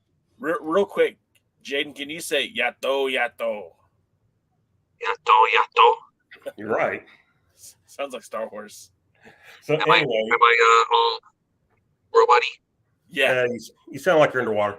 But anyway, I mean, look, I don't know where the world's going to be in 6 months. But yeah, if you're wanting somebody like Jordan Clearwater, if you want, if you think that he could become the highest paid person in the NWA and you want to put your future on it, I mean, Hammerstone's staying with the MLW. He recently re-signed a deal. You would think somebody like Hammerstone would be sought after. I mean, Lord knows if I had a promotion that had money to blow, I would be after him. So I don't mind talking about Clearwater for a future NWA champion and somebody who could be that good and yet still be around. So let's move to the pay-per-view. First match was Max the Impaler with James Mitchell versus Natalia Markova in a Voodoo Queen casket match. I don't know why we were having a Voodoo Queen casket match other than, it was something for Max. First question, Jay, did you enjoy the match? So yeah, the match was pretty good. I enjoyed the match quite a bit. The build to the match didn't make a whole lot of sense. But I'm glad that Markova got a featured match. Max the Impaler's great. I think Max the Impaler might be one of the people that the NWA can help build upon. But Natalia Markova, I've said this for a while now, and I still buy it. I think she's one of the more polished wrestlers on the roster. She has a good look. She wrestles well. Her promos have a little bit to be desired, but a good manager can help cover some of that up. I think Markova, should be in the same kind of circles as Kylan King and Chelsea Green. Max the Impaler, I feel like, should just be a dominant. Earlier we heard someone say something about King Kong Bundy. That's what Max the Impaler should be. It's just out there and dominates. So when you finally do have Max the Impaler challenge for maybe the women's championship down the road, she'll have that. They will have that win-loss record that would reflect somebody as a dominant threat to Camille. Now, of course, she has faced Camille already, but and did she not make Camille look weak in that match? And I don't mean that as an insult to Camille. I mean that as a compliment to Max. Yeah, it was a good match. Again, that was the show stealer for that night. And so, speaking of show stealers, real quick, as a manager for Natalia Markova, do you think Poyo would work? Absolutely. I think one of the biggest misconceptions is that you need to have a certain person manage a certain person. I think if you have someone that could get over and put people over, that's what you need to do. And with Sinister Minister, they put like the creep show with Sinister Minister, but honestly, he can manage anyone on the roster and still have a pretty good thing going. Poyo, I think, although Poyo's attention is currently with her mans, the Thrillbilly, I think Poyo 100% could help get Natalia Markova to that next step. And I don't think Poyo is the only one that could do that, but I think certainly Poyo is someone who could do that. All right. So speaking of show stealers, the next one was Davey Richards versus Steve Corino. Colby Corino, excuse me. Yes. And it was he won the match by submission. Davey Richards did, for the MLW National Openweight Championship. For me, it was the show stealer. Anybody who knows me knows I have not been. Real quick, I just want to go back real quick because Scott said something smart, and I want to point it out. He says, I could see Aaron Stevens managing Markova. I think Aaron Stevens as a manager could be very, very good, and I think he could manage her. I agree with Scott on that one. I think that would be a very good fit. All right, Colby Corino, you have not been the biggest fan of Colby Corino. But, I mean, in this match, it was a blow-away match. It was great. I mean, really enjoyed it. I enjoyed it more than any of the other matches on the card, although the World Tag Team title was a close second. The best match on an NWA pay-per-view was for the MLW Openweight title. Yes. And so... well, that's because they needed more titles, so they had to bring some in from other companies. Wait till they bring in more for, like, maybe they'll bring in the Women of Wrestling. Well, they had... There he goes again. They had two other company titles because earlier we had the WildKat Tag Team, so now we have the MLW National Openweight. And it was a good match. I felt, oddly, although he has his porn stash as a heel character, this is the type of match that could help turn a person face eventually. Yes.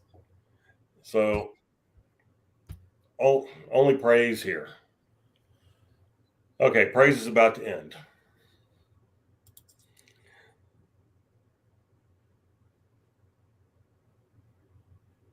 I would agree. Silas and Richards was a close second on a show stealer. So we see that, and we'll talk about Silas, who may have been in a fun, entertaining match later. But after that, we have the bad. We have question mark 2, who I have no idea who it is, nor do I want to know anymore, with J.R. Kratos versus the question mark with Aaron Stevens. Kratos is kicked out from ringside because he doesn't have a manager's license. It's mask versus mask. Of course, everybody knows who Question Mac is. By the way, I took this time to go get a hot dog and a hot dog and popcorn because I had no time or patience for this one. And I was jealous because I wish I was standing in a long line to get popcorn or a hot dog. I also got to see Jax Dane at this moment, which was just my night kept getting better. I chose not to watch the match, and I got to see a buddy, someone who I respect quite a bit, and I got a hot dog and some popcorn, and I didn't have to watch the match. Can't ask for much more than that. Question mark 2 wins. Aaron Stevens comes out with a towel. Kratos had chased him off. He comes back with a towel. At first, he refused to take the mask off, but then he finally It does, but he covers his head immediately, so we can't see who Question Mac really is, despite all those tattoos. It's just so stupid. And it wasn't that good. I wasn't entertained, and I want to be anywhere else. Okay, next match: Kerry Morton versus Homicide. This is the match that really has DK so happy. Oh, I was just thrilled. All right, here's the thing: the match itself was okay. I mean, I'm not going to tell you it was a terrible match. It wasn't a great match. I don't know, Jay, would you say it was a good match? I don't know that I would, but would you? For most of this match, I was still in a concession, to be quite honest. What I saw, I didn't really, again, I didn't get too invested in the match. I thought for sure Homicide was going to walk away champion, so I was kind of shocked by the outcome. I wasn't even ready. I didn't have a camera ready or nothing. So, I feel like I failed everybody because I didn't get a good shot of the new champion, and I didn't even really get to enjoy the match. Yeah, well, it was okay at best. Of course, I mean, here's my thing with Kerry Morton winning this title. And this is a problem I have a little bit in general with sports entertainment, wrestling, the whole shebang. So the first question is, if this had been Kerry Smith at his current level, would he have won? And the answer is no. Here's the next level. If it's Kerry Morton, son of Ricky Morton, but Ricky Morton wasn't ringside, and Ricky Morton wasn't going to be part of ongoing NWA stuff, would Kerry Morton have won? And honestly, I don't think so. I think Kerry Morton wins here not only to give him and Ricky Morton the first father-son group to hold it, with Ricky being too old when he won it and Kerry being too young too young and too much of a rookie when he wins it. How old was Ricky when he won it? In his 50s. 64? No, when he won it, he was in his 50s. 64. Well, then what's the difference between Tyrus being 50 and what's the difference between Storm being 50? If you're going to discredit one wrestler for being 50 and being champion, you should discredit them all. Well, I'll discredit Morton in the fact that he, kind of like Tyrus, was shot not really good and just shouldn't have been given the title. I watched that match, and I give a lot of credit to Chase Owens. That was a good match. And Ricky had way more now then than he does now. Ricky could still go. He had great matches against Adam Pearce for the NWA title, and I've seen him have good matches at that time.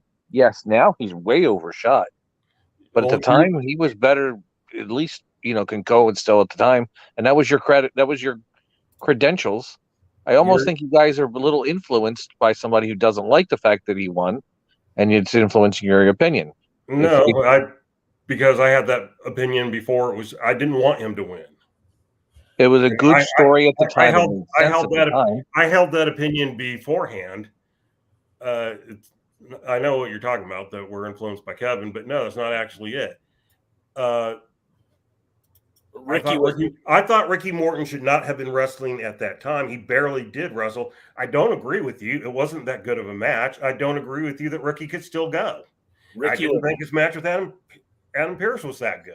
Ricky was 58 when he won the title, at least, or maybe 57, because he won the title in 2014, which was 8 years ago. And if he is currently 66, is what Cage Match lists him at, then that would be 58. Okay, so he's 58. So he's even older than I thought. No, I agree he was too old to win the title then, but I still think you guys are not giving the older guys the slack now. You're saying 50 is great.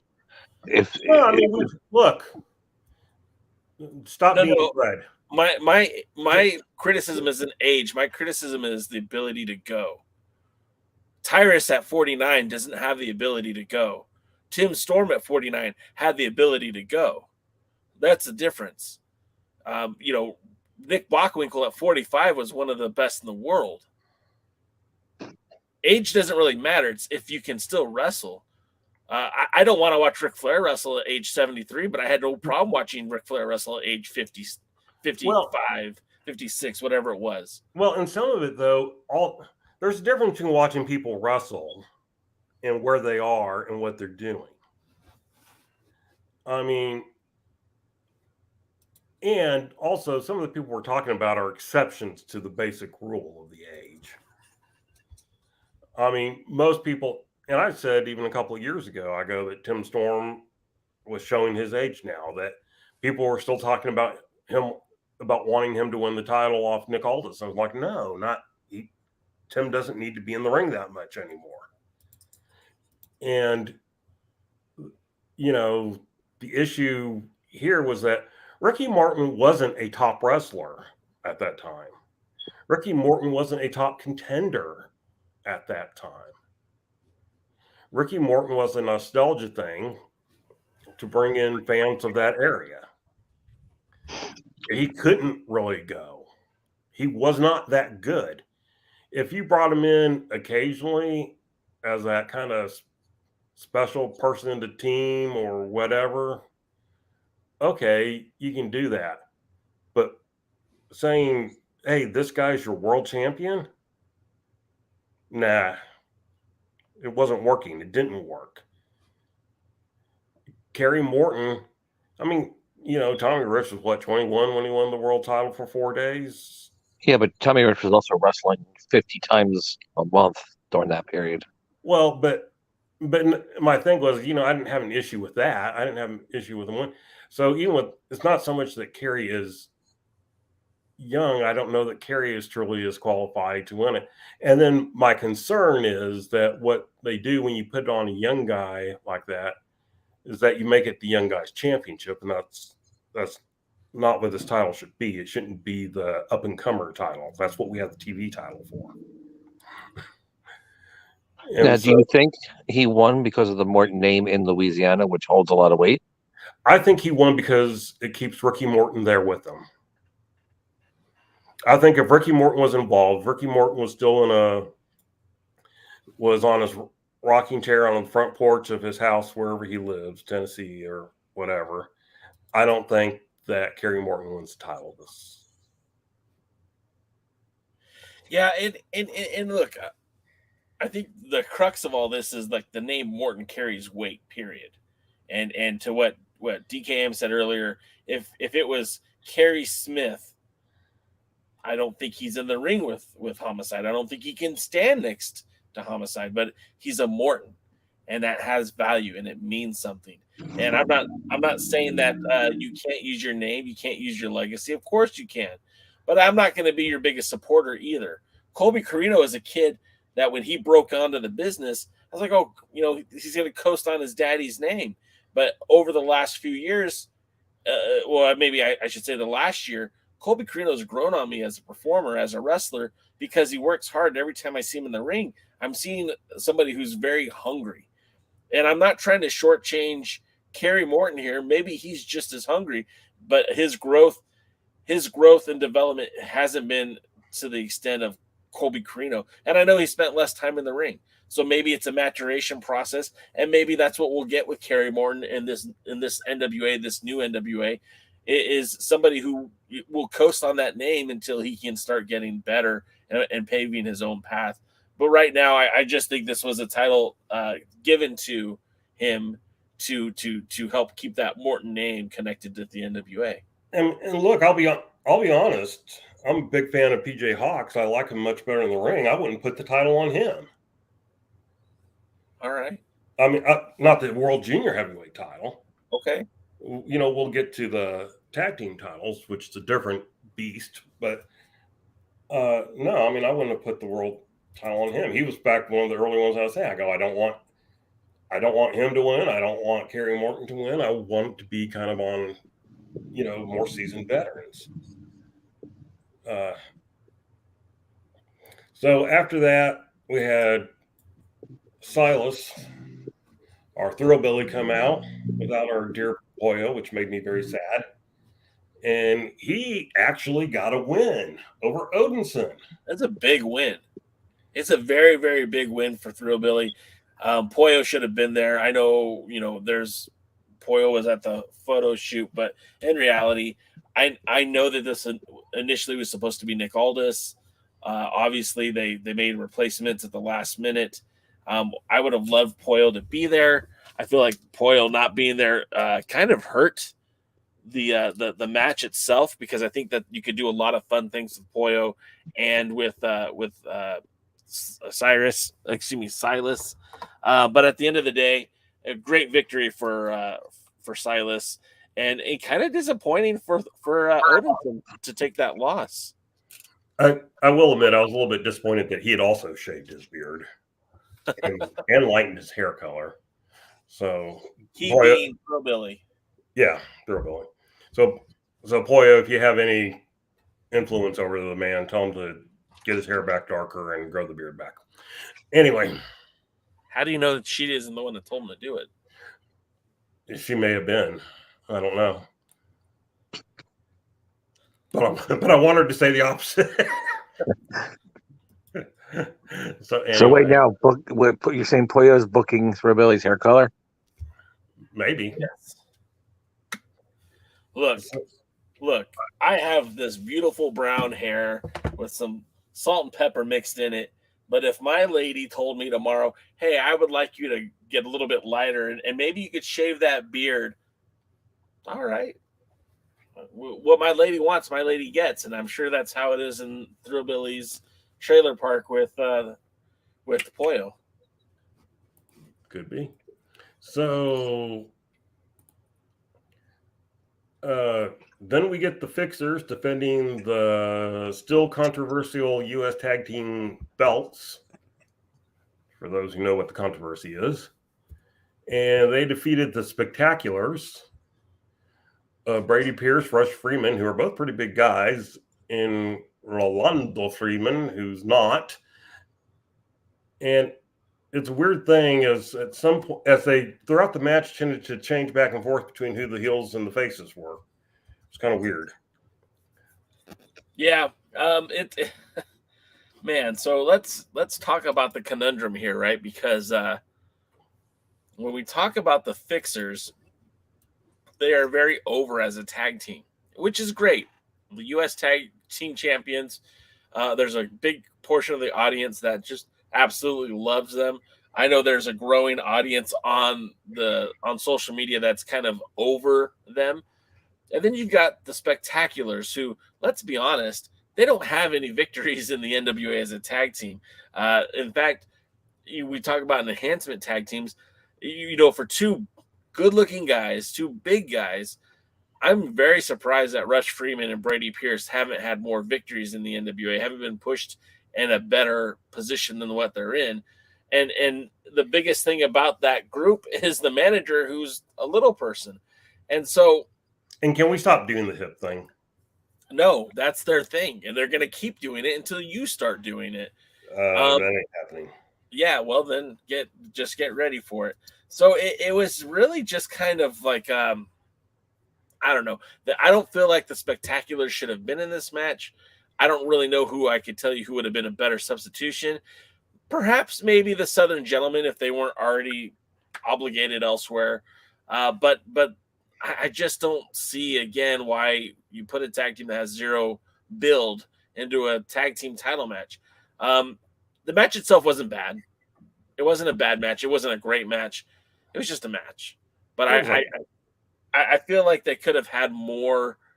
If they would have built it up better, if they would have told a story with it, if they would stop focusing on Rolando and the Cardona family and let the Spectaculars just get some wins and losses against anybody, it would have made more sense for this tag team match. And you're right, DK. The face reaction bounced back and forth on both teams. It felt like the crowd did like both teams. I will say that, and I think that was based on Rolando. Honestly, I mean, I don't care for him, but he's over. Yeah, to a point, I think he is. again, I think he has a bigger risk of getting more by the fans than yes, I do. Thank you. Has more of a chance to get by the fans than the fixers. You can tweak the fixers a little bit more over time and keep them somewhat interesting. Going back to Silas and Odison, that was actually a pretty good match. It's a really good match. Yeah, I enjoyed it. I had not enjoyed Odison so much recently, but that was good. And Silas is rapidly becoming a guy I really like. Oh, so the next thing was we had Scion defending the national title against Dak Draper in a match that was extremely short. Yeah. Surprisingly short. I really can't say it was good or bad because it was so short. It kind of ended out of nowhere to me. Sounds like it was sent home early. I think they did have some timing issues. I mean, I can't speak with any certainty, but I felt like a few things were rushed because a few things took a little bit longer. Next was our new best friends, Pretty Empowered, as they defeated Just Maddie and Misa Kate. Now, that was a weird one. That was a weird deal. That was weird. It was, the match itself was pretty good. It ended bizarrely with Maddie and Misa having fallen out and Maddie walking away. Wait. You're saying Billy Corgan broke up a tag team? Yeah, I know. That's shocking, isn't it? Yes and no. Yes and no on this one. Well, only because they hadn't really been a tag team long enough to break up a tag team. But it was, yeah, I mean, the match was okay for the most part. Pretty Empowered retained. I'm going to say one negative thing about the women's tag team title belts. Like, we got to see them up close, and man, did they look like a toy. Get my girls some real damn belts, Billy. Exactly. If they're that good, then let's get them a real belt. You know what? And I want to say this, like, I'm being silly about them being my besties and all that stuff. I mean, I've said it for a while. I'm a huge Ella Envy fan. Kenzie Page is a workhorse. That girl is great in the ring. And like I said, Ella Envy, she's got great personality. Both those girls are money. I don't miss the Hex. No, I don't. And I wanted the Hex because I liked Marty Bell and I liked Allison Kay a lot. But right now, I am totally good with Ella Envy and Kenzie Page holding on to those titles for a while. I want that women's division to kind of get beefed up. Let's see some more tag teams. Let's make some more tag teams. Maddie and Misa were actually really good together for 85% of that match. And there are other women on the roster who need things to do while they're trying to figure out who's going to be the next challenge to Camille. I think now's the time to start putting some women together to make these tag teams. I mean, we saw, I think it was the next night, Jasmine Allure challenge Camille. I mean, bring her on and make her a regular and find her a partner to team up with. She was pretty good too. There's a lot of great women talent out there. Use them. Yeah, exactly.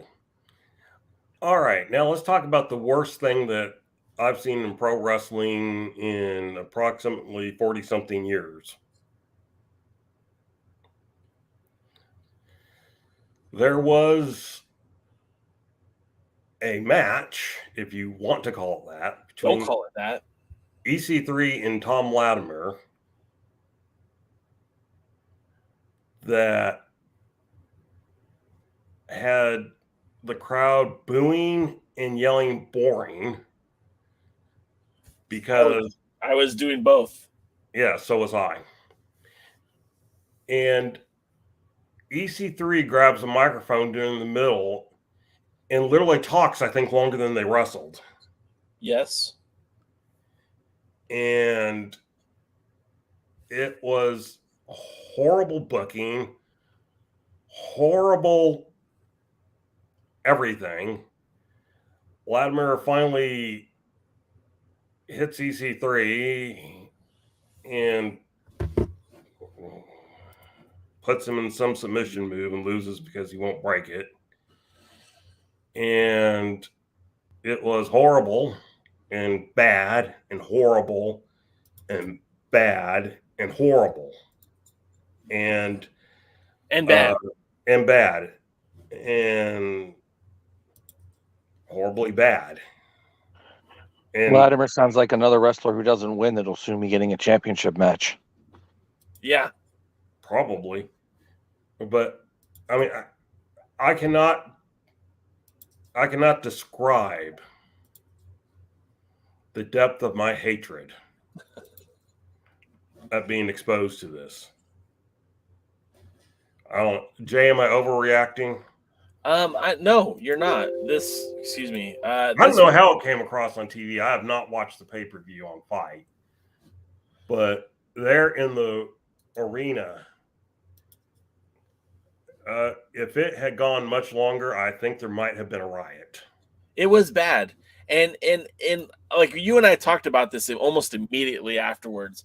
And you said, you know what? I would have rather him just picked up the microphone beforehand and not even gotten to that point. And I mean, I think you're right. I mean, look, okay, I'm going to just pull up this photo. I like to take photos at wrestling shows. And I look at this photo and I look at two phenomenal athletes who are good at wrestling. And I didn't get a wrestling match with them. I got some bullshit. And I was pissed because I thought this match could steal the show. This match has potential to maybe make a new number one contender. Maybe the winner of this match is going to get a shot at whoever walks away with the 10 pounds of gold. And that was wishful thinking. But it was just awful. There was nothing redeeming about it, nothing good about it. This was shit. This is the kind of stuff that's going to turn people off more than Tyrus's political affiliation, more than Nick Aldis walking away from the NWA. You're putting two very good talents into just bullshit, talking themselves out of buy rates. And Apoyo says, I think that's part of the point, though. Yeah, it was horrible, but this doesn't make me want to see their match now again. Now I'm tuned out.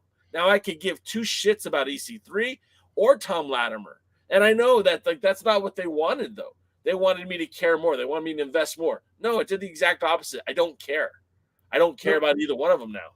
Somebody in the crowd actually yelled, "This is X-Pac heat." That was me. I yelled that. Okay, I knew it was you. I wasn't going to say it if you didn't want it to be known. But, yeah. And by the way, the people around us agreed. I mean, it may have been the point, but it was done wrong. It was done bad. You people out there in the chat world, if you were watching it on the pay-per-view, what did you think? I mean, I'm not talking about riot in a good way, like back in the old days when, hey, our guys lost and we were so emotionally involved, that we're going to riot. I love Foil so much. You're in trouble now, Jay. But I gotta send Poyo a pink shirt. Maybe she'll wear it on her next podcast. Maybe. But all in good fun. Yeah, right. So I actually really do like Sean Waltman, by the way. But yeah, I don't have a problem with Sean Waltman as a person, but we all know that there was a period where he was That's not right there, wrestling with MMA. That's not right. I don't think Bastion Booger had that, snotty type of thing. I think I don't think people cared enough.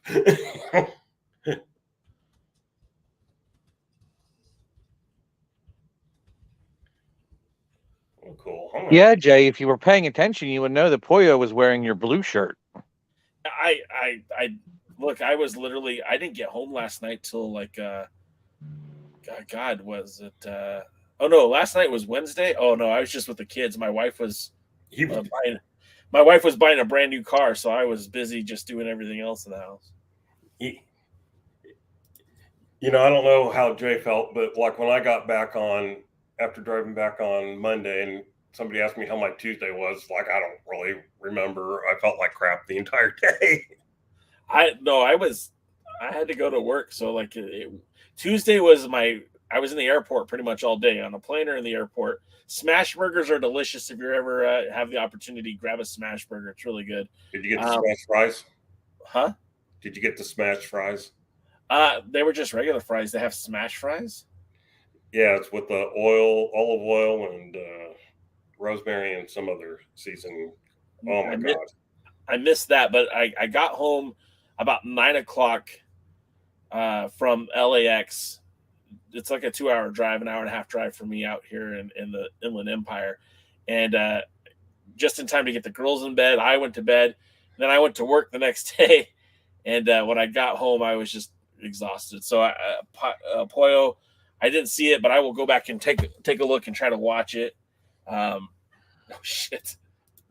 The smash fries are good because Tire sits on them. They're the Tire smash fries.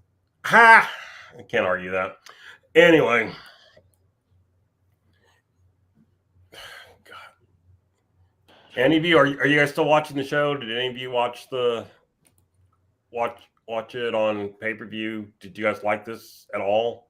No, nobody liked it. That's a loaded question. Nobody liked it. I said at all. No, I mean, look, anyone who watched this could say, oh, I get what they were trying to do, but it didn't really hit the mark. Okay, I'll take that, but it was shit, man. It was just garbage. And I know Tom Latimer, in my opinion, Tom Latimer is the guy that could have totally stepped into that Nick Aldis role and be that next guy. And with that being said, I think EC3 likewise could step into that role and fill that same caliber performer. And the NWA needs those guys. But this was just not that at all. And if Billy signed off on this, like, what the hell are you doing, Billy? And if this was an invention of EC3, like, what are you thinking, man? Like, they needed them to step up. They needed them to have a good match, and they didn't. Well, I mean, I think the clue here is what you were talking about earlier.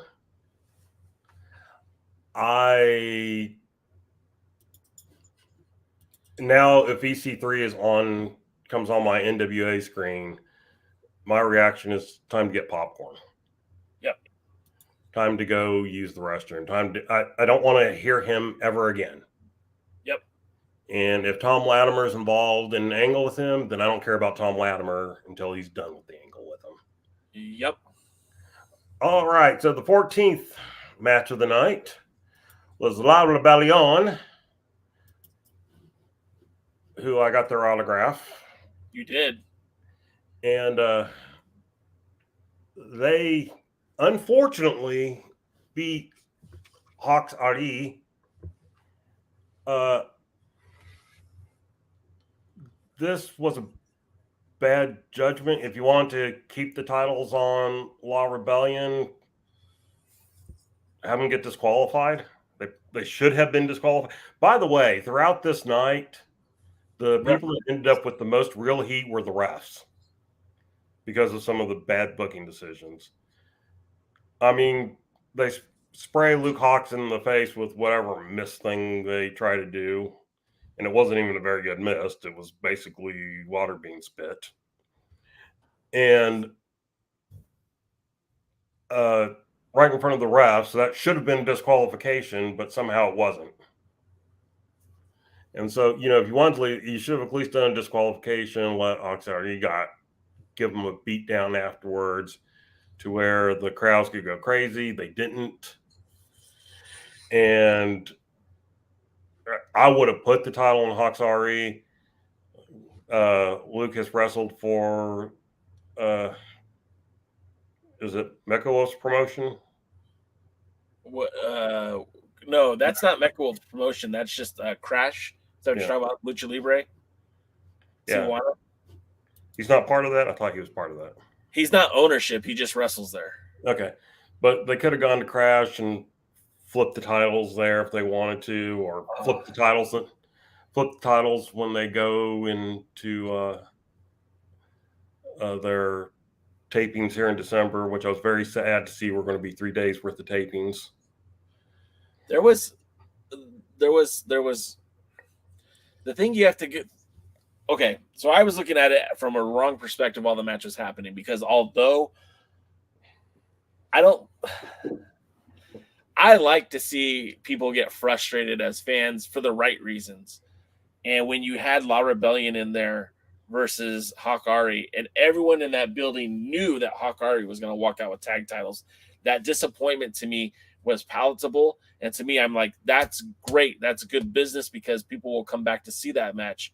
But then you have to think about it, that this match has happened 5 times now. And out of 5 times, Hawkari has taken those L's 5 times. And now that the interest in that match is diminished. Now, could they still do a match in Mexico and do a title switch there? Sure. But this was the right place to do it. And they won the titles. Like, it doesn't...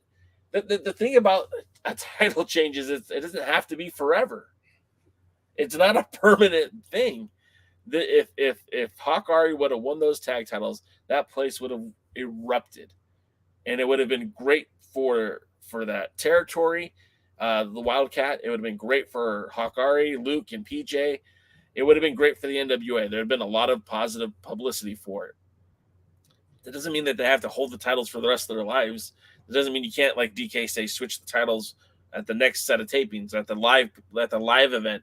Or at some point, maybe they could do a match in Mexico at Crash Luchas. Luke's worked there before.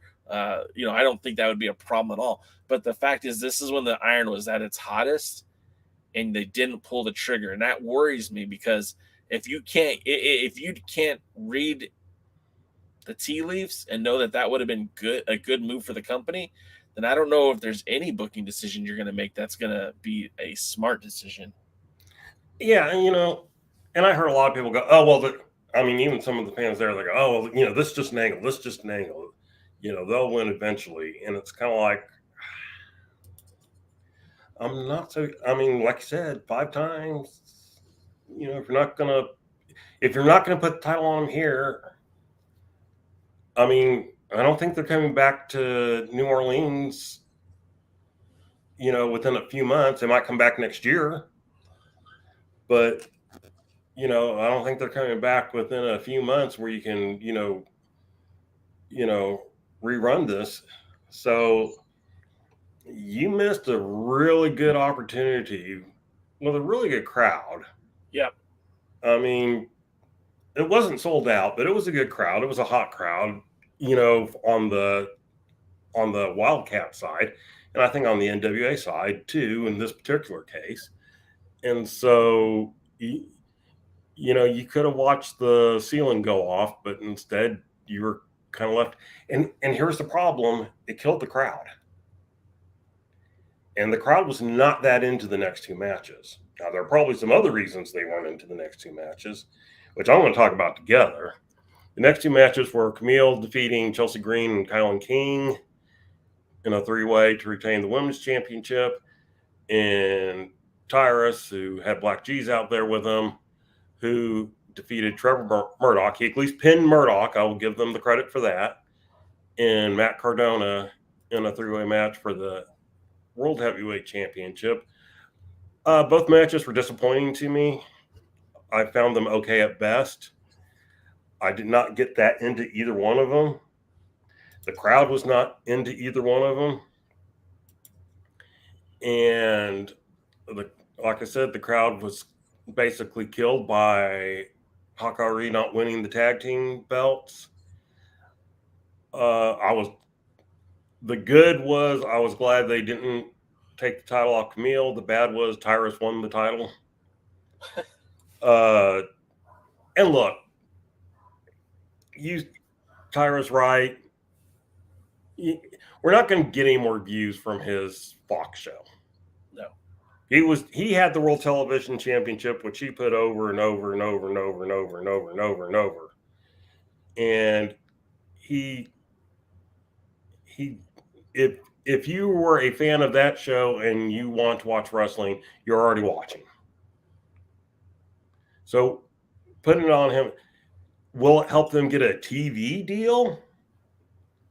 All Chris Jericho being the ROH champion? I don't know. I mean, if Billy ends up with a TV deal here while Cyrus is still champion, good for him. Okay, it worked. I was wrong. But I don't really see that it's going to help.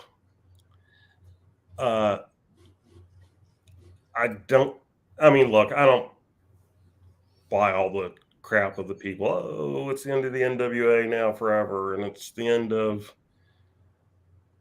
it's the worst thing that's ever happened in the world. I mean, I'm more upset by Kerry Morton winning the junior heavyweight title than I am the title. Shit. Yeah, yes, Ben Ocean. Maybe Jaden. Look, I don't know. I can't say that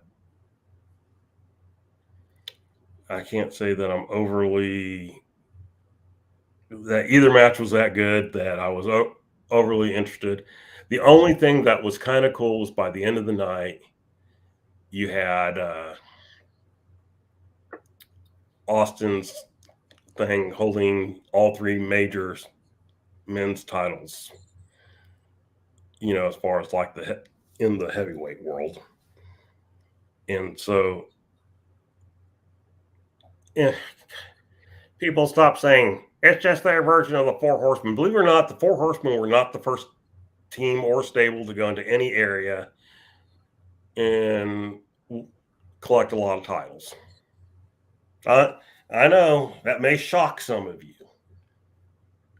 but having stables that held all the titles is about as old as wrestling. So, interesting, that night to come out to celebrate was Marche Rocket, who mysteriously disappeared the second night. Did you notice he mysteriously disappeared the second night? Yeah. So let me give my two takes on the title matches, because you didn't even ask. Well, yeah, I just assumed they're the same as me. No, they're not. At this point now, what do you do with Camille? At this point, what I do with Camille? Me personally? Yeah. She's beat everybody. She's beaten them in triple threat matches. She's beaten them in elimination matches. I mean, there's nothing that back-to-back nights she's beaten Chelsea Green so many times. Like, Chelsea Green should start calling her daddy. That was funny. Do you remember when Paige first debuted in the WWE? No. All right. I wasn't watching WWE at that time. I'm sad that I was. She had just recently won the NXT Women's Championship. Yeah. And she went to WWE it was like the night after WrestleMania when AJ Lee had defended the title against 50 different wrestlers or something like that. I don't remember, something ridiculous. And AJ Lee starts mocking her and making fun of her and ends up giving her like a title match. And then Paige wins the title. Go find somebody, Misa Kate, Maddie, somebody that's not currently wrestling in the NWA. Bring them in, have them get a surprise win over Camille and take the title. That's what I do. I feel like the NWA is painting themselves into a corner. What to do with Camille? She's beaten Taya Valkyrie. She's beaten Kylan King multiple times. She's beaten Chelsea Green multiple times. She has victories over Genocide. She has victories over Natalia Markova. She has victories over Max the Impaler. There's nobody on the roster at this point who makes sense as a challenge. Maybe Allison Kay, but even then, I think Allison Kane was beat by her too. So now what are we going to do? Well, I think you wasted your opportunity. This should have been the night that she lost the belt. Either Chelsea Green or Kylan King should have won that match. Not because I want to see a title change just for a title change. I think it's time that they need to do something different in that division. It's getting stale. And now that you've exhausted all of your resources in the women's division, you either need to bring in somebody else that has name value or there's nothing left for her to do. And, and if, I kind of said this on Twitter. I think it was on Twitter. Maybe it was in the chat. I don't know. Oh, it was on yesterday's Alliance, the other Alliance guys stream. I told them, I'm waiting for Billy to double down on the toxicity, and they should just bring in Tessa Blanchard.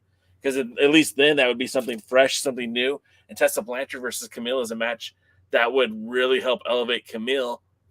Or they could put Tessa Blanchard over it.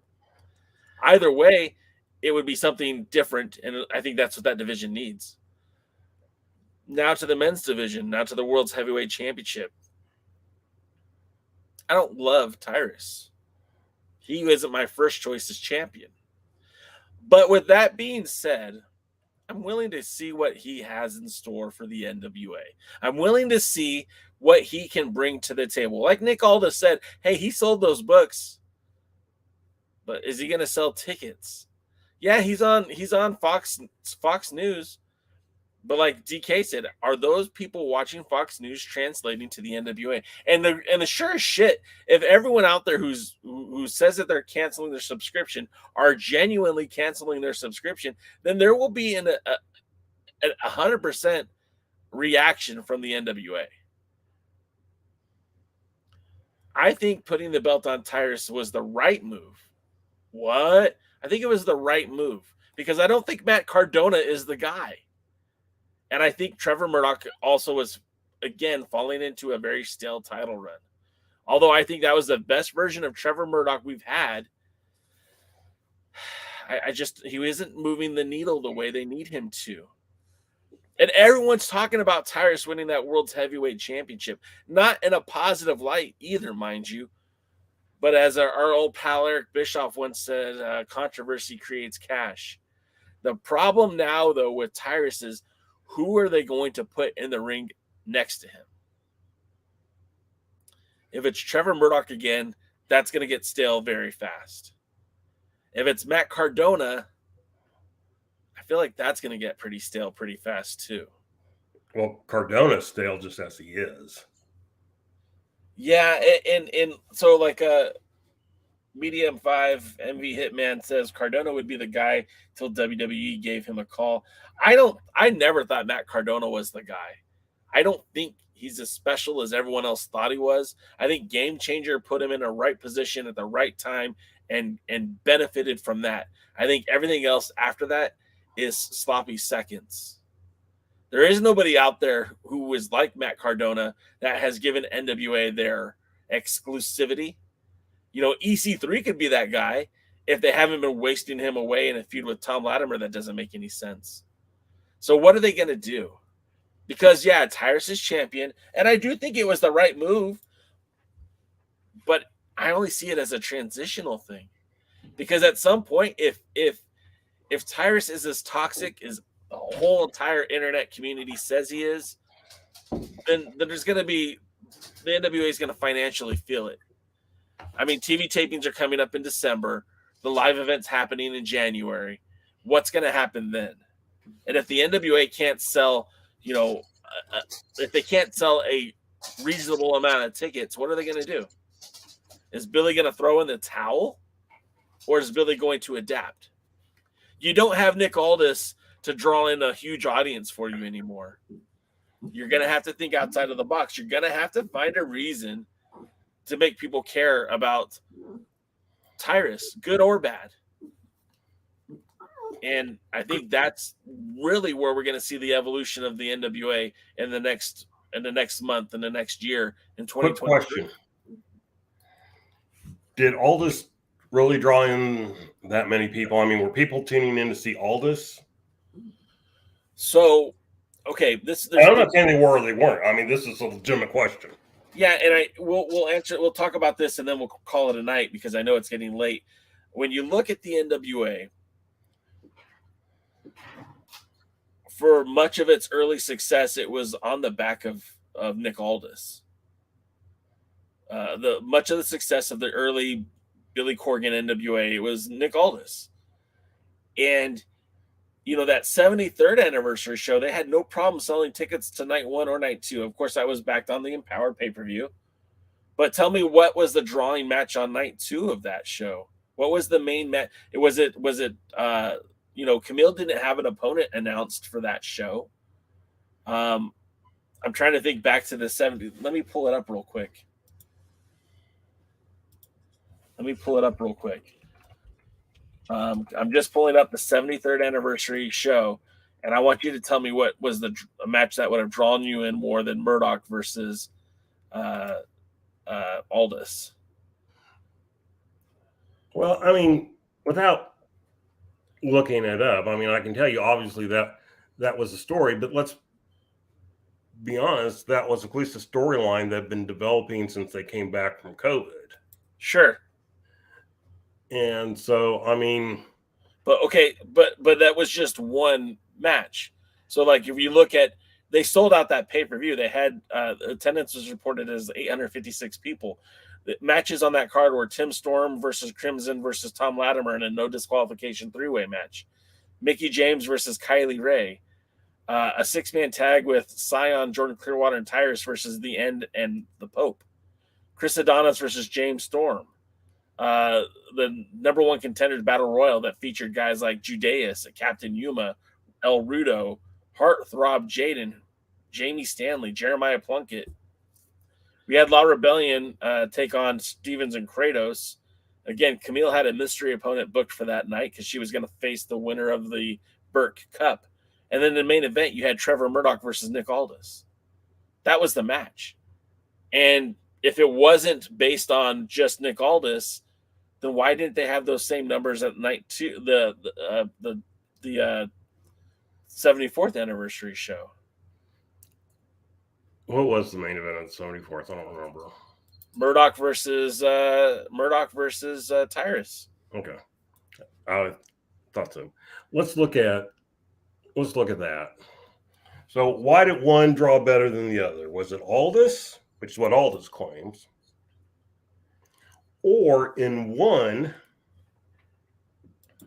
did we have a storyline that was built over a year and a half between multiple matches between Murdoch and Nick Aldis that was accumulating in what most people knew was going to be a title change in a Harley Race strong area by a Harley Race student. And it was the NWA's first time coming back into St. Louis in a long, long time. So that has all these things going for it. Now we turn a year later. They're coming back. They're putting on 2 nights of wrestling. But unlike last year where we had an Empower show featuring only women and then a second night of wrestling, they've been there the last year. Our main event is a match that has absolutely no major buildup to it. It's not talked about on the shows. It's not talked about on the thing because Nick Aldis had won the number 1 contendership and then was stripped of it by Billy in what was probably a work since TV kind of didn't talk about anything. Well, yeah. Okay, so that's a great point because... Well, my question is, do you think they would have drawn 800 people again if we had again put Aldis in the main event against Murdoch. I And my thing is they would have drawn the same amount of people. I think they would have drawn better. Oh, I don't think so.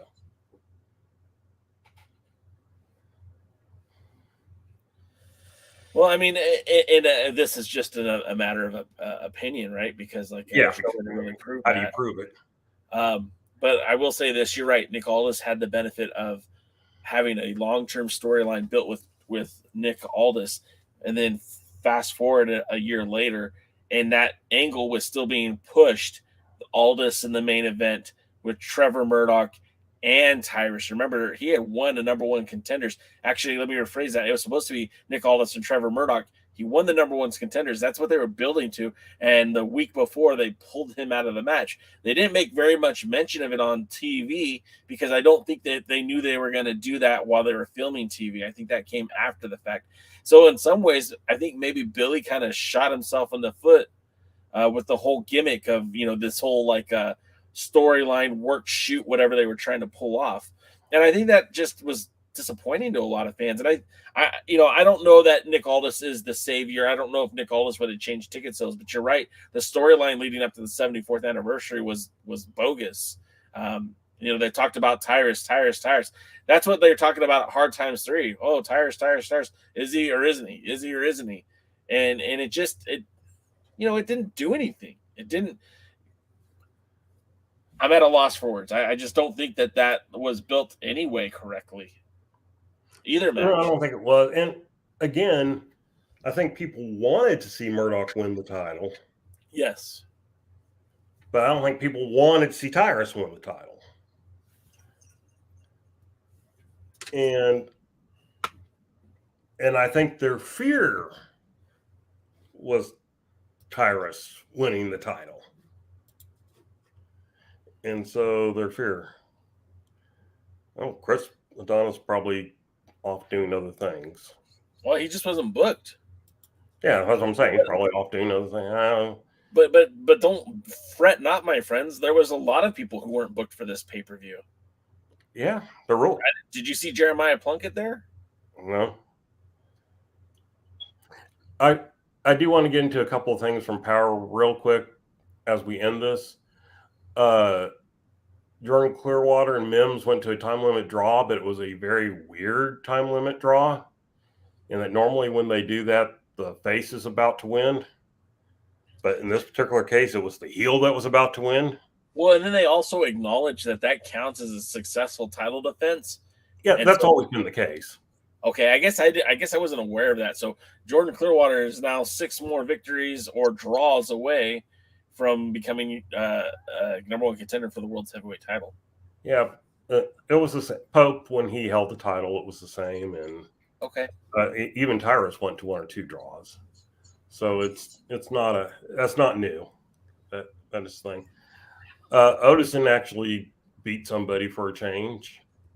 A local guy, I think.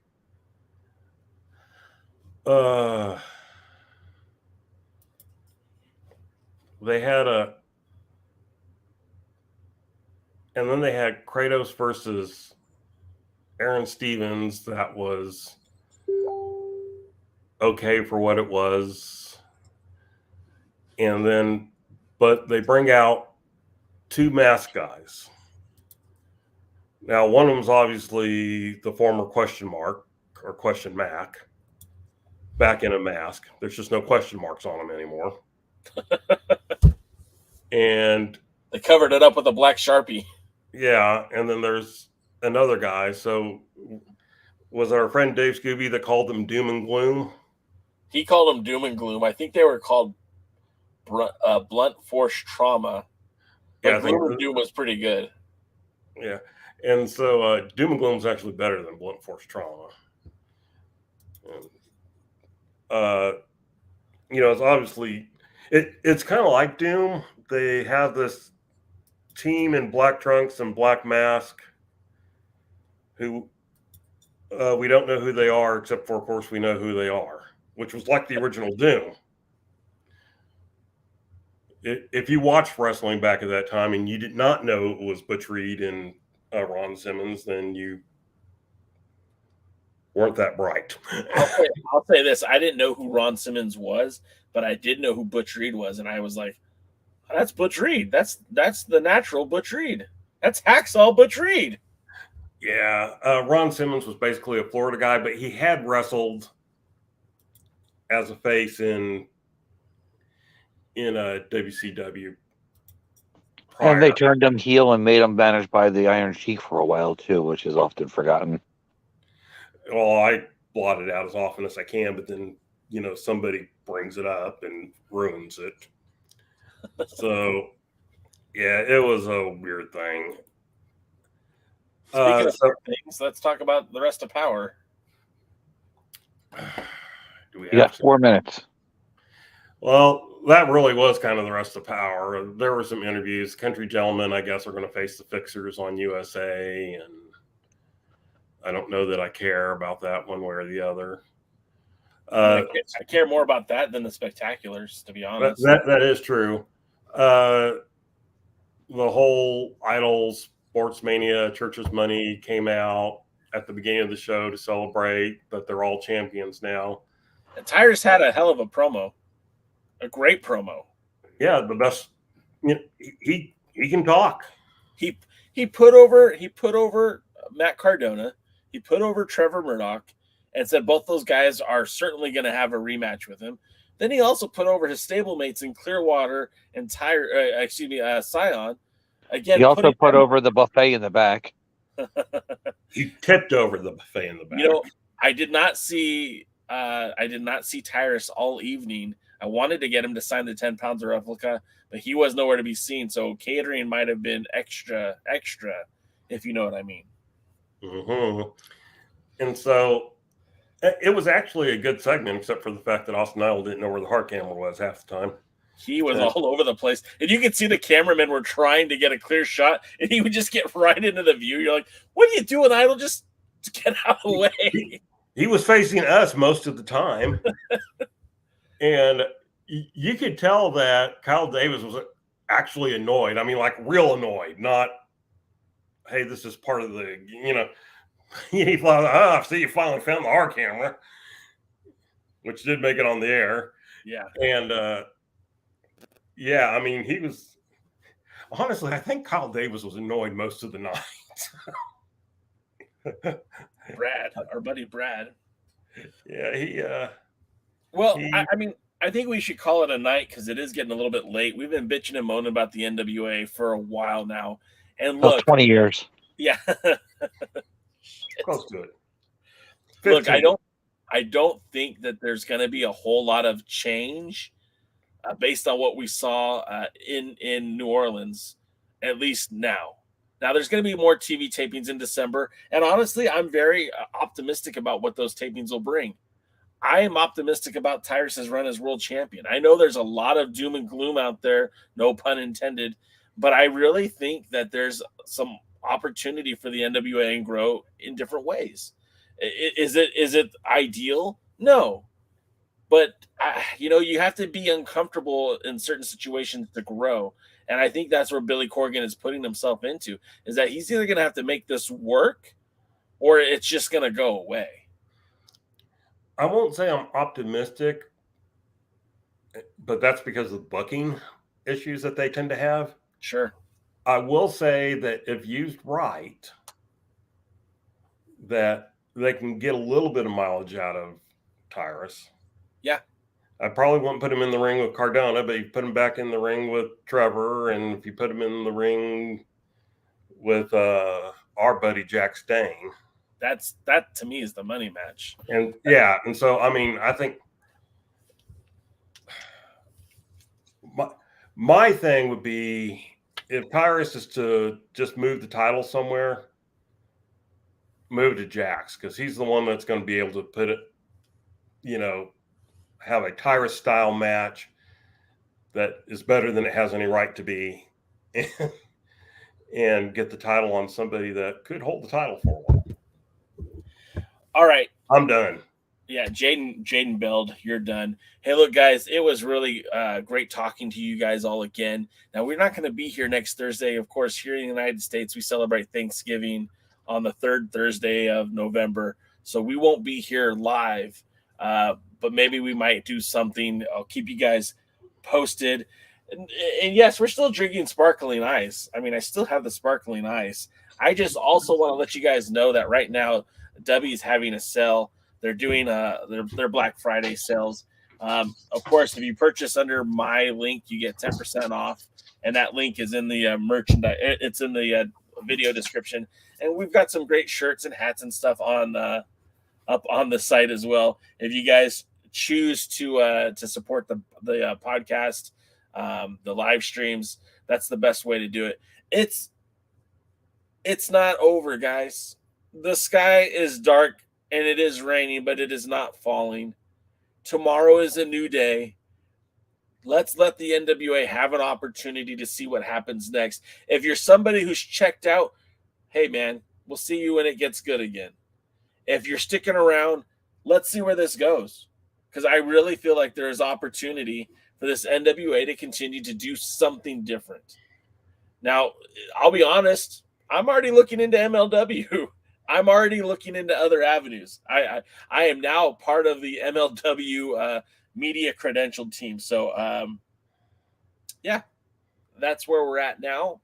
And we'll see what the future holds. But 2023, at the very least, something different is going to be presented. And we all can either enjoy or dislike. But we'll be here on Thursday nights to talk about it.